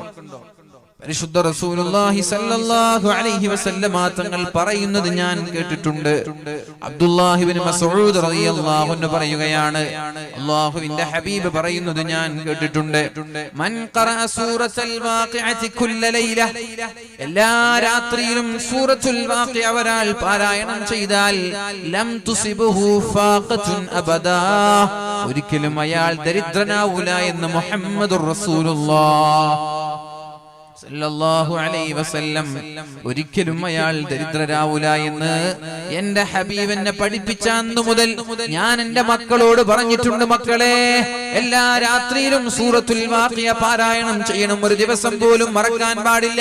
ഇനി വാല് കഴിഞ്ഞ് രാത്രി 12 മണിക്ക് വീട്ടിലേക്ക് എത്തിയാലും ഉറക്കം നടിച്ചുകൊണ്ട് കിടന്നുറങ്ങാൻ പാടില്ല. വുളൂ ചെയ്ത് ഇശാ നിസ്കരിക്കാത്തവരാണെങ്കിൽ നിസ്കരിച്ച് പരിശുദ്ധമായ ഖുർആൻ എടുത്ത് സൂറത്തുൽ വാഖിഅ പാരായണം ചെയ്യാതെ ഒരു കാരണവശാലും കിടന്നുറങ്ങരുത്.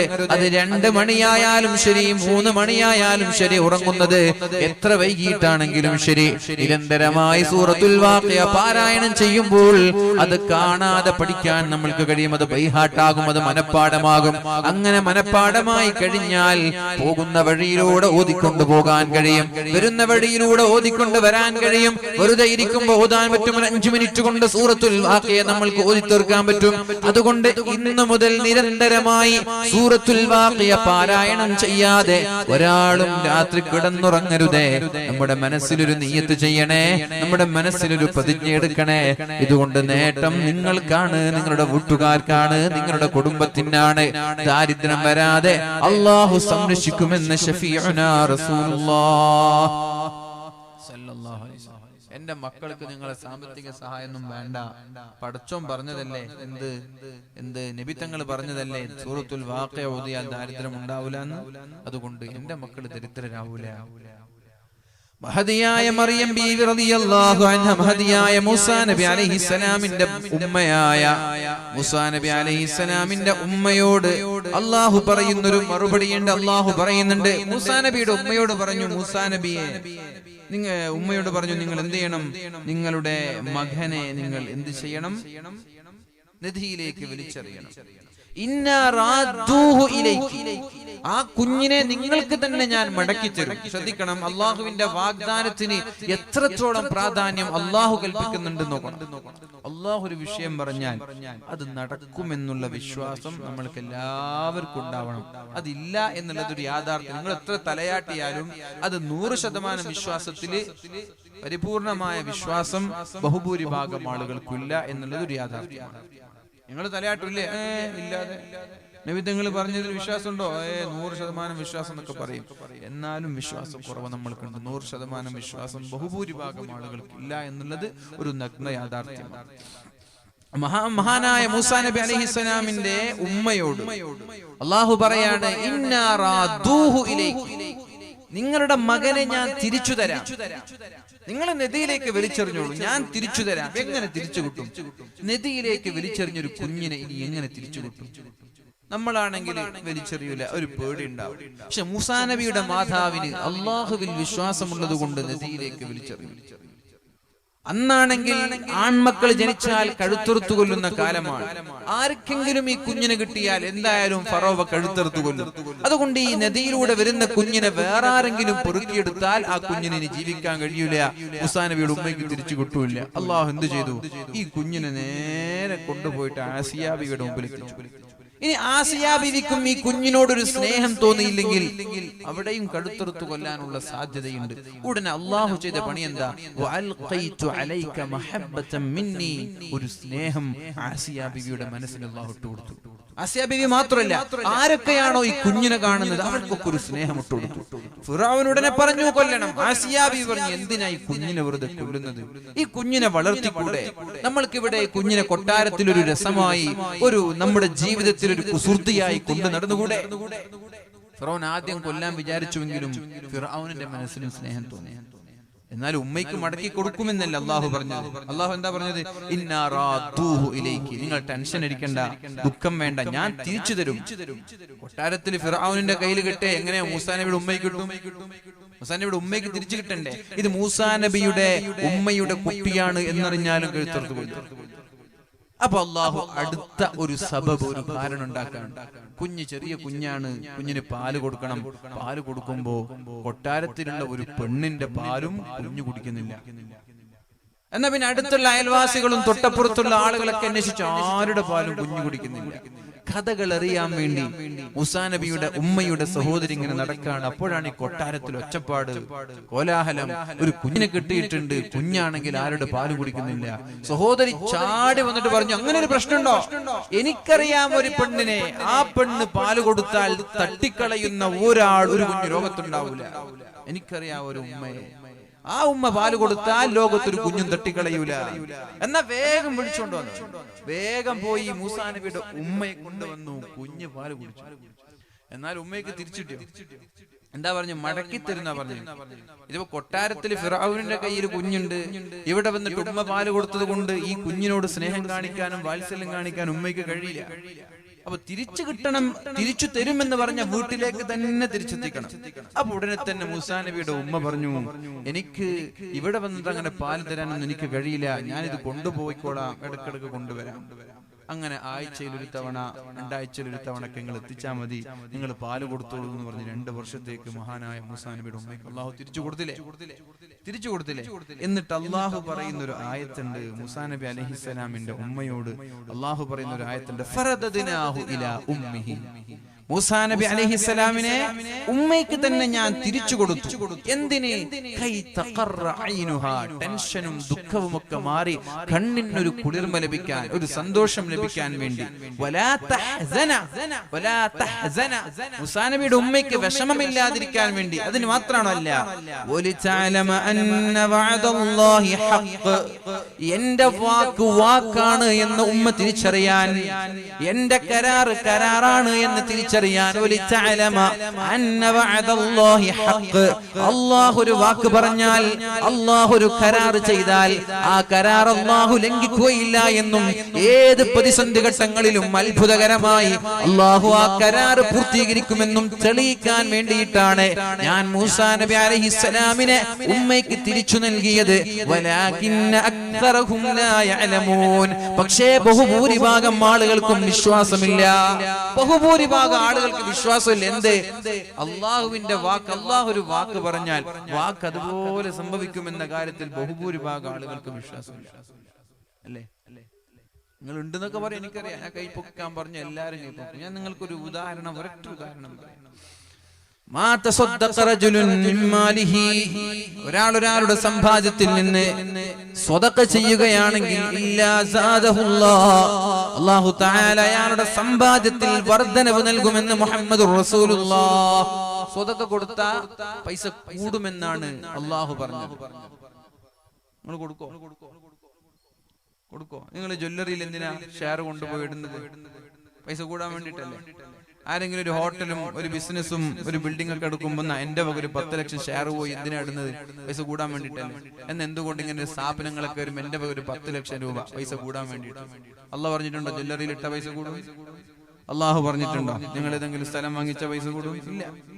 അവിടെ നിന്നും പഠിച്ചോ പറഞ്ഞു. ഇത് അള്ളാഹു വ്യക്തമായി പറഞ്ഞതാണ്. നിങ്ങൾ അള്ളാഹുവിന്റെ മാർഗത്തിൽ ചെലവഴിച്ചാൽ നിങ്ങൾക്ക് സമ്പത്തിൽ വർധനവ് തരും. ഇല്ലാ സാദ, സത്യം ചെയ്തുകൊണ്ട് നബി തങ്ങൾ പറഞ്ഞൊരു വിഷയമാണ്. ഇല്ലാ സാദ, വർദ്ധിക്കുക തന്നെ ചെയ്യുമെന്നാ പറഞ്ഞത്.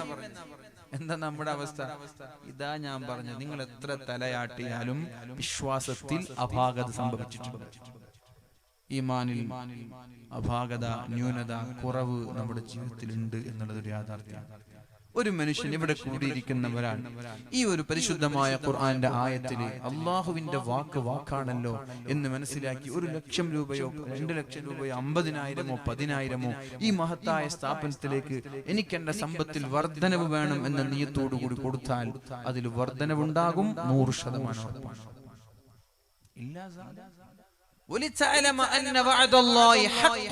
അള്ളാഹുവിന്റെ വാക്ക് വാക്കാണ് എന്ന് നിങ്ങൾ തിരിച്ചറിയും. കിട്ടിയാ കിട്ടി, പോയാ പോയി എന്ന തിയറിയാണെങ്കിൽ കിട്ടൂല. എനിക്ക് വർധനവുണ്ടാകും, എന്റെ ഹബീബ് അങ്ങനെ പറഞ്ഞിട്ടുണ്ടെങ്കിൽ അത് സംഭവിക്കും എന്ന വിശ്വാസത്തോട് കൊടുത്താൽ അള്ളാഹുവിന്റെ വാക്ക് വാക്കാണ് എന്ന് നിങ്ങൾ തിരിച്ചറിയും. ബഹുഭൂരിഭാഗം ആളുകൾക്ക് അതിൽ വിശ്വാസമില്ല എന്നത് മറ്റൊരു യാഥാർത്ഥ്യമാണ്. അപ്പൊ ഞാനിവിടെ നല്ല സമയത്ത് ബക്കറ്റ് കൊണ്ടുവരുന്നത്. അപ്പൊ ബക്കറ്റ് വരുന്നുണ്ട്. ഇൻഷാ അല്ലാഹ് നല്ല സംഖ്യ തന്നെ എല്ലാവരും ഇടുക. നല്ല സംഖ്യ എന്ന് പറഞ്ഞാൽ നിങ്ങൾ ഒരു 10-20 ഒന്നും ഇട്ടിട്ട് കൊടുക്കണ്ട. മിനിമം ഒരു 2,000 രൂപയെങ്കിലും ഇട്ടിട്ട് കൊടുക്കില്ല. അല്ലാഹു റബ്ബ് സുബ്ഹാനഹു വ തആല വർധനവ് നൽകട്ടെ. 2,000 ഇട്ട ആളുകൾക്ക് 20,000-ഉം 2 ലക്ഷവും ഒക്കെ ആയിട്ട് അല്ലാഹു തിരിച്ചു നൽകട്ടെ. അപ്പൊ നല്ല വിശ്വാസത്തോടു കൂടി തന്നെ ഇൻഷാ അല്ലാഹ് ഞങ്ങള് ബക്കറ്റില് ആണുങ്ങളും പെണ്ണുങ്ങളും ഒക്കെ നല്ല പൈസ ഇട്ട് കൊടുക്കും. സ്ഥാപനത്തിന് വേണ്ടിയിട്ടാണല്ലോ. സ്ഥാപനമായതുകൊണ്ട് നമ്മുടെ സ്വന്തം വീട് പോലെ തന്നെ ഈ സ്ഥാപനത്തെ നോക്കണം. 5 ദിവസത്തെ പരിപാടിയിൽ എല്ലാ ദിവസവും 1,000 കൊണ്ടുവന്ന 5,000 രൂപ വർഷത്തിൽ സ്ഥാപനത്തിലേക്കായി. അതിനു പുറമെ എന്തെങ്കിലും കുട്ടികളെ ഒരു സ്ക്വയർ ഫീറ്റിന് 1,300 അല്ലേ? 1,300 ഒരു സ്ക്വയർ ഫീറ്റിന് ഒരു കുട്ടിയുടെ ഒരു മാസത്തെ ചെലവ് 4,000 രൂപ. ഇങ്ങനെയൊക്കെ നിങ്ങൾ ഏറ്റെടുത്താൽ അത് നിങ്ങളുടെ സമ്പത്തിലും ബിസിനസ്സിലും കച്ചവടങ്ങളിലും ഒരു അഭിവൃദ്ധിയും ബർക്കത്തൊക്കെ നിങ്ങൾക്ക് കാണാൻ കഴിയും. കൊടുക്കാതിരുന്ന ഖിയാമത്ത് നാളോളം ഇത് കാണാനും കഴിയില്ല, സമ്പത്തിൽ വലിയൊരു ബർക്കത്ത് കാണാൻ കഴിയില്ല. എന്നാൽ കൊടുക്കുന്ന ആളുകൾക്ക് ഇതിന്റെയൊക്കെ മഹത്വം മനസ്സിലാകും. നിങ്ങളൊരു യാഥാർത്ഥ്യം മനസ്സിലാക്കിക്കോളൂ. കൊടുക്കുന്നവർ തന്നെയാണ് വീണ്ടും വീണ്ടും കൊടുക്കുക. അങ്ങനെ ശ്രദ്ധിച്ചിട്ടുണ്ടോ? കൊടുക്കുന്ന ആളുകളാണ് വീണ്ടും വീണ്ടും കൊടുക്കുക. അയാളുടെ കയ്യിൽ ഒന്നും ഇല്ലെങ്കിൽ അയാൾ കൊടുക്കും. അയാളുടെ കയ്യിൽ ഒന്നുമില്ല, കൊടുക്കാനൊന്നുമില്ല, കടക്കുണ്ട്, ഒരേ ടൈറ്റാണ്, എന്നാലും അയാൾ കൊടുക്കും. എന്തിന്? ഈ കൊടുത്തതിനേക്കാളും കൂടുതൽ അള്ളാഹു പകരം നൽകുന്നത് അവരവരുടെ കണ്ണുകൊണ്ട് കാണുന്നുണ്ട്. എന്നോട് എത്രയോ ആളുകൾ അനുഭവം പറഞ്ഞിട്ടുണ്ട്. കൊടുത്തതിനേക്കാളും കൂടുതൽ തിരിച്ചു കിട്ടിയ അനുഭവങ്ങൾ. KL24B 4083 എന്ന ഒരു നമ്പറിലുള്ള ജീപ്പ് ഒരു വീടിന്റെ മുമ്പിലുണ്ട്. അതൊന്ന് മാറ്റി കൊടുക്കണം എന്ന് ആവശ്യപ്പെടുകയാണ്. KL24B 4083. അതിനിപ്പോ വണ്ടിയുടെ നമ്പർ അറിഞ്ഞിട്ട് വേണ്ടേ അല്ലെ? വണ്ടിയുടെ നമ്പറൊക്കെ ഭാരം അറിയാം. വണ്ടി ഓട്ടുന്നു, ചിരിക്കുന്നു, ചവിട്ടുന്നു എന്നല്ലാതെ നമ്പറൊക്കെ നോക്കാൻ ഇവിടെ സമയം. ഇൻഷാ അല്ലാഹ് അങ്ങനെ വണ്ടി ജീപ്പാണ്. അപ്പൊ അതുകൊണ്ട് അതെങ്കിലും മാറ്റി വെക്കുക. ഇൻഷാ അല്ലാഹ് അല്ലാഹു തൗഫീഖ് ചെയ്യട്ടെ. അപ്പൊ ഏതായാലും നമ്മൾ പറഞ്ഞ വിഷയം അല്ലാഹുവിന്റെ വാക്ക് വാക്കാണ്. വലിതഅലമ അന്ന വഅദല്ലാഹി ഹഖ്ഖുൻ വലാകിന്ന അക്സറഹും ലാ യഅലമൂൻ. ബഹുഭൂരിഭാഗം ആളുകൾക്കും ഇത് മനസ്സിലാവുന്നില്ല. അല്ലാഹുവിന്റെ വാക്കിൽ അവർക്ക് വിശ്വാസമില്ല എന്നത് ദൗർഭാഗ്യമാണ്, നിർഭാഗ്യമാണത്. അല്ലാഹു മറ്റൊരായത്തിൽ പറയുന്നുണ്ട്, റബ്ബനാ വആതിനാ മാ ബഅത്നാ അലാ റുസുലിക് വലാ തുഖ്സിനാ യൗമൽ ഖിയാമ ഇന്നക ലാ തുഖ്ലിഫുൽ മീആദ്. അല്ലാഹുവേ, നീ ഞങ്ങൾക്ക് നൽകിയ വാഗ്ദാനങ്ങളെ നിറവേറ്റി തരണേ അല്ലാഹ്. കാരണം ഇന്നക ലാ തുഖ്ലിഫുൽ മീആദ്, നീ ഒരു വാക്ക് നൽകിയാൽ ആ വാക്ക് നീ ലംഘിക്കൂലല്ലോ റബ്ബേ. അതുകൊണ്ട് എന്റെ ശബ്ദം ശ്രവിക്കുന്ന സഹോദരങ്ങളോട് സഹോദരിമാരോട് പറയാനുള്ളത്, അള്ളാഹുവിന്റെ വാക്ക് വാക്കാണ് എന്ന് നമ്മൾ തിരിച്ചറിയാം. അള്ളാഹു ഒരു കാര്യം പറഞ്ഞാൽ, അള്ളാഹുവിന്റെ ഹബീബ് ഒരു കാര്യം പറഞ്ഞാൽ അത് അതുപോലെ സംഭവിക്കുമെന്നുള്ള 100% വിശ്വാസം നമ്മൾക്കുണ്ടാവുക. എന്നിട്ട് മതി ബാക്കിയുള്ള കാര്യങ്ങളൊക്കെ. ഇതാദ്യം പൂർത്തീകരിക്കണം. വിശ്വാസം വളരെ പ്രധാനമാണ്. വിശ്വാസം ആദ്യം പൂർത്തിയാവണം. ഒരു മനുഷ്യന് വളരെ പ്രധാനപ്പെട്ട ഘടകം വിശ്വാസമാണ്. വിശ്വാസമില്ലാതെ എന്തും ചെയ്തിട്ട് എന്താ കാര്യം? ആദ്യം നമ്മുടെ വിശ്വാസം നമ്മൾ പരിപൂർണമായ വിശ്വാസമാക്കണം. അള്ളാഹുവിന്റെ തീരുമാനങ്ങളിൽ നമ്മൾക്ക് വിശ്വാസം ഉണ്ടാവണം. മഹാനായ അബ്ദുല്ലാഹി ഇബ്നു മസ്ഊദ് റളിയല്ലാഹു അൻഹു പറഞ്ഞത്, എന്റെ മക്കൾക്ക് ദാരിദ്ര്യം സംഭവിക്കൂല എന്നാണ്. എന്തുകൊണ്ട്? എല്ലാ ദിവസവും സൂറത്തുൽ വാഖിയ ഞാൻ പാരായണം ചെയ്യാൻ എന്റെ മക്കളോട് ഞാൻ പറഞ്ഞിട്ടുണ്ടത് കാരണം ദാരിദ്ര്യം ഉണ്ടാവൂല, നിങ്ങൾക്കും ഉണ്ടാവൂല. നിങ്ങൾ ദിവസവും പാരായണം ചെയ്യാൻ അല്ലാഹു റബ്ബ് സുബ്ഹാനഹു വ തആല തൗഫീഖ് നൽകി അനുഗ്രഹിക്കട്ടെ. ഒരിക്കൽ അല്ലാഹുവിന്റെ ഹബീബ് സല്ലല്ലാഹു അലൈഹി വസല്ലമ തങ്ങളോട് മഹാനായ അബൂബക്കർ സിദ്ദീഖ് റളിയല്ലാഹു അൻഹു ചോദിക്കുകയാണ്, യാ റസൂലല്ലാഹ്, അല്ലാഹുവിന്റെ റസൂലേ, ഖദ് ശിബ്ത, നിങ്ങളെ താടി മുടിയൊക്കെ നരച്ചു പോയല്ലോ നബിയേ. താടി മുടി നരച്ചു പോയല്ലോ. 21ഓളം മുടികൾ നബി സല്ലല്ലാഹു അലൈഹി വസല്ലമ തങ്ങളിൽ നിന്ന് നരച്ചു പോയിട്ടുണ്ട്. അത് 60-63 വയസ്സ് സമയങ്ങളിലാണ്. ഇന്ന് ഇത്ര ചെറുപ്പക്കാരൊക്കെ മുടിയൊക്കെ നരച്ചു പോയിട്ടുണ്ട് അല്ലേ? വെള്ളത്തിന്റെ പ്രശ്നമാണെന്ന് പറയും. ചില ആളുകൾക്ക് ടെൻഷനാണ്. എന്ത് ടെൻഷൻ? ദുനിയാവിന്റെ ടെൻഷൻ, ഫിക്ർ, പൈസ ഉണ്ടാക്കുന്ന ടെൻഷനൊക്കെയാണ്. അങ്ങനെ മുടിയും താടിയൊക്കെ പെട്ടെന്ന് നരച്ചു പോവാണ്, ഹോർമോൺസിന്റെ കുറവാണെന്ന് പറയും. എന്നാൽ നബി തങ്ങളുടെ മുടി നിരക്കാൻ എന്താ കാരണം? അബൂബക്കർ സിദ്ദീഖ് തങ്ങൾ ചോദിക്കാൻ, യാ റസൂലല്ലാഹ്, ഖദ് ശിബ്ത, അല്ലാഹുവിന്റെ ഹബീബേ, നിങ്ങളുടെ താടി രോമങ്ങളിലും മുടിയിലും നര ബാധിച്ചു തുടങ്ങിയിട്ടുണ്ടല്ലോ, എന്താണ് കാരണം? നബി തങ്ങൾ പറഞ്ഞു, ശയ്യബത്നി ഹൂദ്, പരിശുദ്ധമായ ഹൂദ് സൂറത്ത് കാരണത്താലാണ് എന്റെ താടി മുടി രോമങ്ങൾ നരബാധിക്കാൻ കാരണം. ഹൂദ് സൂറത്ത് ഓതിയതാണ് എന്റെ മുടി നരക്കാൻ കാരണം. ഖുർആൻ ഓതിയിട്ട് ഇന്ന് വരെ ഒരു മുടി നരച്ച ആരെങ്കിലും ഉണ്ടെങ്കിൽ പൊക്കെ. ഖുർആൻ ഓതിയിട്ട് മുടി നരച്ച ആളുകൾ ആരെങ്കിലും ഉണ്ടോ? ശയ്യബത്നി ഹൂദ്, ഹൂദ് സൂറത്താണ് എന്റെ മുടിയിൽ നിരക്കാൻ കാരണം. വൽ വാഖിഅ, സൂറത്തുൽ വാഖിഅ കാരണത്താലും എന്റെ മുടികൾ നരച്ചുപോയി എന്ന് ശഫീഉനാ റസൂലുള്ളാഹി. സൂറത്തുൽ വാഖിഅ കാരണം എന്റെ മുടി നരച്ചുപോയി. സ്ഥിരമായിട്ട് സൂറത്തുൽ വാഖിഅ ഓതുന്ന ആളുകൾ ഈ സദസ്സിലുണ്ടാവും. എന്നാ അത് കാരണം ഒരു മുടി പോലും നരച്ചിട്ടുണ്ടാവില്ല, അതെനിക്ക് ഉറപ്പാണ്. സൂറത്തുൽ വാഖിഅ കാരണത്താൽ മുടി നരച്ചിട്ടുണ്ടാവില്ല, മറ്റുള്ള കാരണത്താൽ മുടി നരച്ചിട്ടുണ്ടാവും. പിന്നെയോ വൽ മുർസലാത്ത്, സൂറത്തുൽ മുർസലാത്ത് കാരണം എന്റെ മുടി നരച്ചു പോയിട്ടുണ്ട്. പിന്നെയോ അമ്മ യതസാഅലൂൻ, സൂറത്തുൻ നബ കാരണത്താലും എന്റെ മുടി നരച്ചു പോയിട്ടുണ്ട്. വഇദ ശംസു കുവിറത്, ഈ സൂറത്ത് കാരണത്താലും എന്റെ മുടി നരച്ചു പോയിട്ടുണ്ട്. സത്യവിശ്വാസികൾ അങ്ങനെയാണ്. ഇന്നമൽ മുഅ്മിനൂന അല്ലദീന ഇദാ ദുകിറല്ലാഹു വജിലത് ഖുലൂബുഹും, യഥാർത്ഥ വിശ്വാസി എന്ന് പറയുന്നത് അല്ലാഹ് എന്ന് പറയപ്പെട്ടാൽ അവർ വിറക്കാൻ തുടങ്ങും. അല്ലാഹ് എന്ന് പറഞ്ഞാൽ അവർ വിറക്കും. അല്ലാഹുവിനെ കുറിച്ച് പറയപ്പെട്ടാൽ അവർ പ്രകമ്പനം കൊള്ളും. വഇദാ തുലിയത് ആയാതുഹു സാദതുഹും ഈമാനാ, അല്ലാഹുവിന്റെ ദൃഷ്ടാന്തങ്ങൾ ഓതി കേൾപ്പിച്ചാൽ, പരിശുദ്ധമായ ഖുർആനിന്റെ ആയാത്തുകൾ, അല്ലാഹുവിന്റെ ദൃഷ്ടാന്തങ്ങൾ ഓതി കേൾപ്പിച്ചാൽ സാദതുഹും ഈമാനാ, അവർക്ക് എന്തെന്നില്ലാത്ത ഈമാനികമായ വികസനം ഉണ്ടാകുമെന്നാണ്, ഈമാനികമായ കരുത്തുണ്ടാകുമെന്നാണ്, അവരുടെ ഈമാനിലും വിശ്വാസത്തിലും വർധനവുണ്ടാകുമെന്ന് പരിശുദ്ധ ഖുർആൻ പറയുന്നുണ്ട്. ഒരു വാല് കഴിഞ്ഞ് തിരിച്ചു പോകുമ്പോഴേക്കും നമ്മുടെ ഈമാനിൽ മാറ്റമുണ്ടെങ്കിൽ, ഒരു വാല് കഴിഞ്ഞു പോകുമ്പോ മാറ്റങ്ങൾ ഉണ്ടെങ്കിൽ ഒരു മുഅ്മിനാണ് എന്നതിന്റെ അടയാളമാണ്. അതും കഴിഞ്ഞ് കയ്യും കെട്ടി പോയി എന്നിട്ട് എന്ത് എന്നൊക്കെ പറയുന്ന ആളുകളില്ലേ, വേല കഴിഞ്ഞിട്ട് പോയിട്ട് എന്ത്, ഇഷ്ടംപോലെ ആളുണ്ടായി. ഇപ്പൊ അവൻ ചിലപ്പോ കാസർഗോഡ് നിന്നോ തിരുവനന്തപുരത്ത് നിന്നൊക്കെ വന്നായിരിക്കും. എന്നിട്ട് വേലം കഴിഞ്ഞ് പോയി 2 മണിക്കൂറും വേലം പറഞ്ഞിട്ട് എന്ത് വേല പേള് പറഞ്ഞ്, ഞാൻ പക്ഷെ വേല കേട്ടിട്ടുണ്ടാവില്ല, അവിടെ ഇങ്ങനെ ഇരുന്നിട്ടുണ്ടാവും, റോഡ് സൈഡിൽ നിന്ന് ഇങ്ങനെ ബടായി വിടും. വേദനൊരു പ്രത്യേകത ഉണ്ട്, നിങ്ങൾ മനസ്സിലാക്കണം. റോഡ് സൈഡിൽ നിന്നിട്ട് വേല കേൾക്കുന്ന ആളുകൾക്കൊന്നും ഇതിൽ ഇൻഫ്ലുവൻസ് ഉണ്ടാവില്ല. അത് കേൾക്കാൻ വേണ്ടിയിട്ട് ഒരാളിങ്ങനെ ഒറ്റയ്ക്ക് നിന്നിട്ട് 2 മണിക്കൂർ കേട്ടാൽ കുഴപ്പമില്ല. സംസാരിക്കുന്നതിനിടയിൽ കേൾക്കൂലേ, പുട്ടിന് തേങ്ങടുന്നത് പോലെ വേല. ഇപ്പൊ ഇങ്ങനെ കുറച്ച് വട്ടായി വിടും, ഇടയ്ക്ക് ഇങ്ങനെ കുറച്ച് ശ്രദ്ധിക്കും, പിന്നെ വീണ്ടും തുടങ്ങും സംസാരം, പിന്നെ കുറച്ച് ശ്രദ്ധിക്കും. അവർക്ക് ഈ വാദമുണ്ട് ഒരു മാറ്റം ഉണ്ടാവില്ല. അയാളായിരിക്കും ഈ അഭിപ്രായം പറയാ. പക്ഷെ വാദിന്റെ സദസ്സിൽ വന്നിട്ട് ഇരുന്നിട്ട് 2 മണിക്കൂർ കേൾക്കുന്ന ആളുകൾക്ക് ഏത് വാദാണെങ്കിലും മാറ്റം, എന്തെങ്കിലും ഒരു മാറ്റം.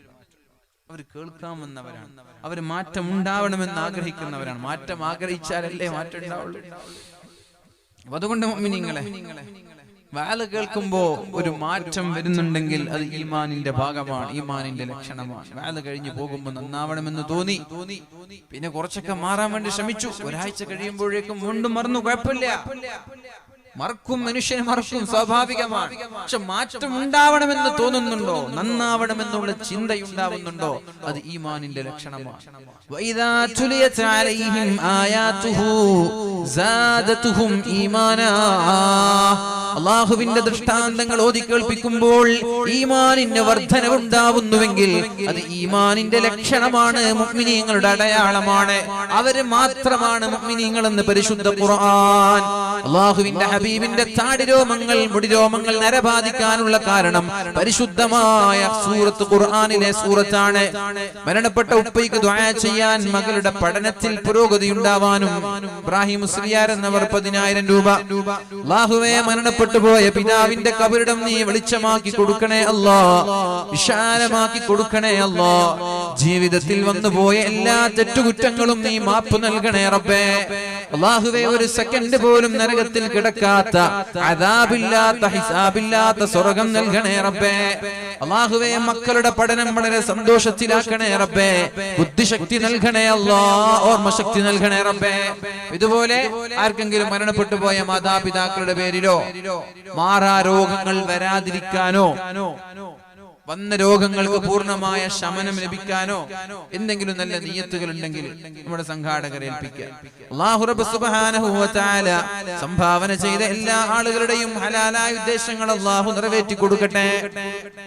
മരിച്ചുപോയ ഉപ്പയ്ക്കും ഉമ്മയ്ക്കും ദുആ ചെയ്യാൻ, രോഗം മാറി കിട്ടാനും പ്രത്യേകം ദുആ ചെയ്യണം. ഒരു സ്ത്രീ വെള്ളിപാദസരം, അല്ലാഹുവേ, മരിച്ചുപോയ മാതാപിതാക്കളുടെ കബറിടം സ്വർഗീയമാക്കണേ റബ്ബേ. അസുഖങ്ങൾക്ക് പൂർണ്ണമായ ശിഫാ നൽകണേ അല്ലാ. മകന് മക്കളുണ്ടാകാനും കുടുംബത്തിൽ ഐക്യമുണ്ടാകാനും ഒരു സഹോദരി, ഒരു മോതിരം. അല്ലാഹുവേ, മക്കൾ സ്വാലിഹീങ്ങളായ മക്കളെ നൽകണേ റബ്ബേ. മക്കളില്ലാതെ ഒരാളെയും നീ പരീക്ഷിക്കല്ല റബ്ബേ. അർഹമർ റഹീമായ റബ്ബേ, കുടുംബത്തിൽ നീ ഐക്യം നൽകണേ അല്ലാ. ഒരു സ്ത്രീ മരണപ്പെട്ടു പോയ ഭർത്താവിനും മാതാപിതാക്കൾക്കും ദുആ ചെയ്യാൻ ഒരു സംഖ്യ. അല്ലാഹുവേ, മരണപ്പെട്ടു പോയ മാതാപിതാക്കളുടെയും ഭർത്താവിന്റെയും കബറിടം സ്വർഗീയമാക്കണേ അല്ലാ. വേറൊരു സ്ത്രീ മരണപ്പെട്ടു പോയ മാതാപിതാക്കൾക്ക് വേണ്ടി, മക്കൾക്ക് വേണ്ടി ദുആ ചെയ്യാനും, ഉംറയ്ക്ക് വേണ്ടി പോകാൻ ദുആ ചെയ്യാനും, മരണപ്പെട്ടവർക്ക് വേണ്ടി ദുആ ചെയ്യാൻ, മരിച്ചുപോയ മാതാപിതാക്കൾക്ക് വേണ്ടി ദുആ ചെയ്യാൻ. അല്ലാഹുവേ, മരണപ്പെട്ടു പോയവരുടെ കബറിടം വെളിച്ചമാക്കി സ്വർഗീയമാക്കി കൊടുക്കണേ അല്ലാ. അങ്ങനെ ആർക്കെങ്കിലും താല്പര്യം ഉണ്ടെങ്കിലൊക്കെ സംഘാടകരെ ഏൽപ്പിക്കുക. മരണപ്പെട്ടു പോയ ഉമ്മയുടെ ഉപ്പയുടെ കബറിടം വെളിച്ചമാകണം. അതേപോലെ തന്നെ മാറാ രോഗങ്ങളിൽ നിന്ന് രക്ഷപ്പെടണം. മക്കളുടെ ബുദ്ധിശക്തി, ഓർമ്മശക്തി, രോഗങ്ങൾ വരാതിരിക്കാൻ, ഇതൊക്കെ നമ്മൾ നല്ല നിയ്യത്തോടു കൂടി സംഭാവന ചെയ്ത് ദുആ ചെയ്യിപ്പിക്കുക. അല്ലാഹു റബ്ബ് സുബ്ഹാനഹു, എന്റെ ദുആന്റെ പ്രത്യേകത കൊണ്ടൊന്നുമല്ല, നിങ്ങളുടെ സ്വതക്ക കൊണ്ട് തന്നെ അല്ലാഹു നിങ്ങളുടെ ഉദ്ദേശങ്ങൾ അല്ലാഹു പൂർത്തീകരിച്ചു തരും. മരിച്ചുപോയ ഉപ്പയ്ക്ക് വേണ്ടി പ്രത്യേകം ദുആ ചെയ്യാൻ ഒരു മുതഅല്ലിം, ഒരു സ്ക്വയർ ഫീറ്റ്. അല്ലാഹുവേ, മരണപ്പെട്ടു പോയ പിതാവിന്റെ കബറിടം വെളിച്ചമാക്കി വിശാലമാക്കി കൊടുക്കണേ അല്ലാ.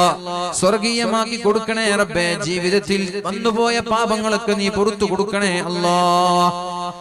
മഹാനായ റസൂലുള്ളാഹി സ്വല്ലല്ലാഹു അലൈഹി വസല്ലം യഖറഉ ഫിൽ ഫജ്റിൽ വാഖിഅ, ബഹുഭൂരിഭാഗം ദിവസങ്ങളിലും സുബ്ഹി നിസ്കാരത്തിൽ സൂറത്തുൽ വാഖിഅയായിരുന്നു പാരായണം ചെയ്തിരുന്നത്. ബഹുഭൂരിഭാഗം ദിവസങ്ങളിലും സുബ്ഹി നിസ്കാരങ്ങളിൽ അല്ലാഹുവിന്റെ ഹബീബ് സൂറത്തുൽ വാഖിഅയായിരുന്നു പാരായണം ചെയ്തിരുന്നത്.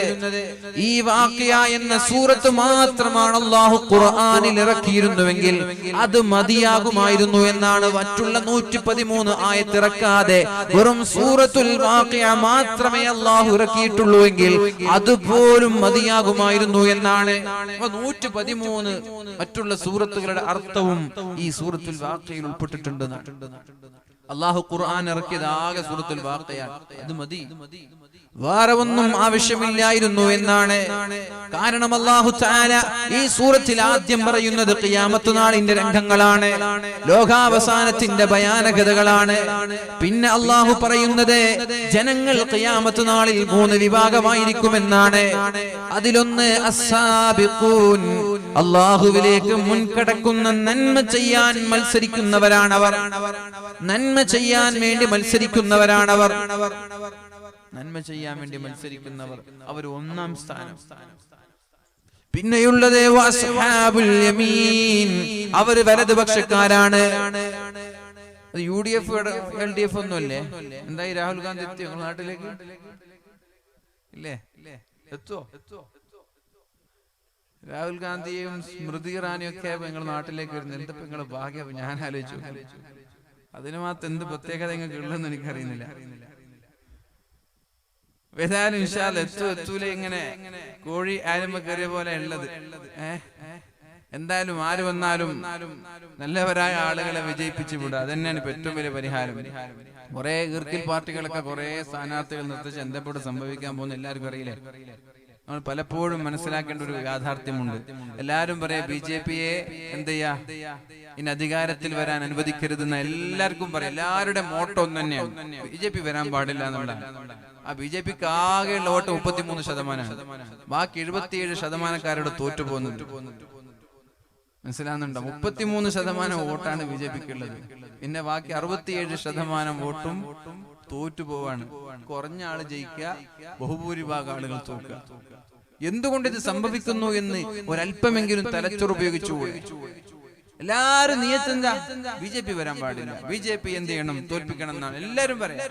എന്നിട്ട് എല്ലാരും സ്ഥാനാർത്ഥി നിർത്തും. 10 സ്ഥാനാർത്ഥി, ഒരാൾ 10,000 വോട്ട് പിടിക്കും, അടുത്ത ആൾ 5,000 വോട്ട് പിടിക്കും, അടുത്ത ആൾ 50,000 പിടിക്കും, പിന്നെ ഒരാൾ 25,000 പിടിക്കും, പിന്നെ ഒരാൾ 51,100 പിടിക്കും. മനസ്സിലായോ? BJPക്ക് 51,100 കിട്ടി. ഇപ്പുറത്തുള്ള 2-ാം സ്ഥാനക്കാർക്ക് 50,000 കിട്ടി. 3-ാം സ്ഥാനക്കാർക്ക് 25,000 കിട്ടി. അത് എവിടുന്ന ഈ 25,000 വന്നത്? 2-ാം സ്ഥാനക്കാരന്റെ വോട്ടാണ് 25,000 പോയത്. പിന്നെ വീണ്ടും 4-ാം സ്ഥാനക്കാര് 10,000 വോട്ടുണ്ടായി. അത് എവിടുന്നാ പോയത്? ഈ 2-ാം സ്ഥാനക്കാരന്റെ വോട്ട്. പിന്നെ അടുത്ത ആൾ 5,000 കൊണ്ടുപോയി. അത് എവിടുന്നാ വന്നത്? അതും ഈ 2-ാം സ്ഥാനക്കാരന്റെ. ടോട്ടൽ 2-ാം സ്ഥാനക്കാരന് 1,00,000 വോട്ട് കിട്ടേണ്ടത് അത് 4-5 സ്ഥാനാർത്ഥികൾ ഈർക്കിൽ പാർട്ടികളൊക്കെ വെച്ചപ്പോ അതിങ്ങനെ കൊഴിഞ്ഞു. അവസാനം ആരെ തോൽപ്പിക്കണമെന്ന് പറഞ്ഞോ അവര് വിജയിക്കും. ഇതിപ്പോ ഇവിടെ സംഭവിച്ചുകൊണ്ടിരിക്കും. എന്തിനാണ് ഇതൊക്കെ? ഒരല്പമെങ്കിലും ആലോചിച്ചുകൂടെ എന്ന് പലപ്പോഴും തോന്നാറുണ്ട്. പിന്നെ ഉസ്താദുമാര് രാഷ്ട്രീയം പറയേണ്ടെന്നാണ് പലരുടെ അഭിപ്രായം, അതുകൊണ്ട് മിണ്ടാണ്ടിരിക്കലാണ്. ഉസ്താദുമാരും പ്രഭാഷണം നടത്തുന്ന ആളുകളൊന്നും രാഷ്ട്രീയം പറയേണ്ട എന്നാണ് പല ആളുകളെയും ആഗ്രഹം, അതുകൊണ്ട് പിന്നെ മിണ്ടാണ്ടിരിക്കുന്നുണ്ട്. എന്നാലും എന്റെ പ്രിയപ്പെട്ട ശബ്ദം ശ്രവിക്കുന്ന ആളുകളോടൊക്കെ പറയണം, ഒരല്പമെങ്കിലും ചിന്തിച്ച് സ്ഥാനാർത്ഥിയെ നിർത്തുന്ന സമയത്ത്, വോട്ട് ചെയ്യുന്ന സമയത്ത് വെറുതെ അനാവശ്യമായ തർക്കങ്ങളും അനാവശ്യമായ അടിപിടിയും കോലാഹലങ്ങളും കരുവാരിത്തേക്കലും ഒക്കെ നിർത്തി എന്താണോ നമ്മുടെ ലക്ഷ്യം, ആ ലക്ഷ്യത്തിന് നമ്മൾ എന്ത് ചെയ്യണമെന്നൊന്ന് ആലോചിക്കുക. കഴിഞ്ഞ ഇലക്ഷനിൽ നമ്മുടെ പേരൊന്നും ഞാൻ പറയുന്നില്ല, കേരളത്തിന് പുറത്തുള്ള പല സംസ്ഥാനങ്ങളിലും ചെറിയ വോട്ടുകളുടെ പേരിലാണ് പലരും പരാജയപ്പെട്ടത്.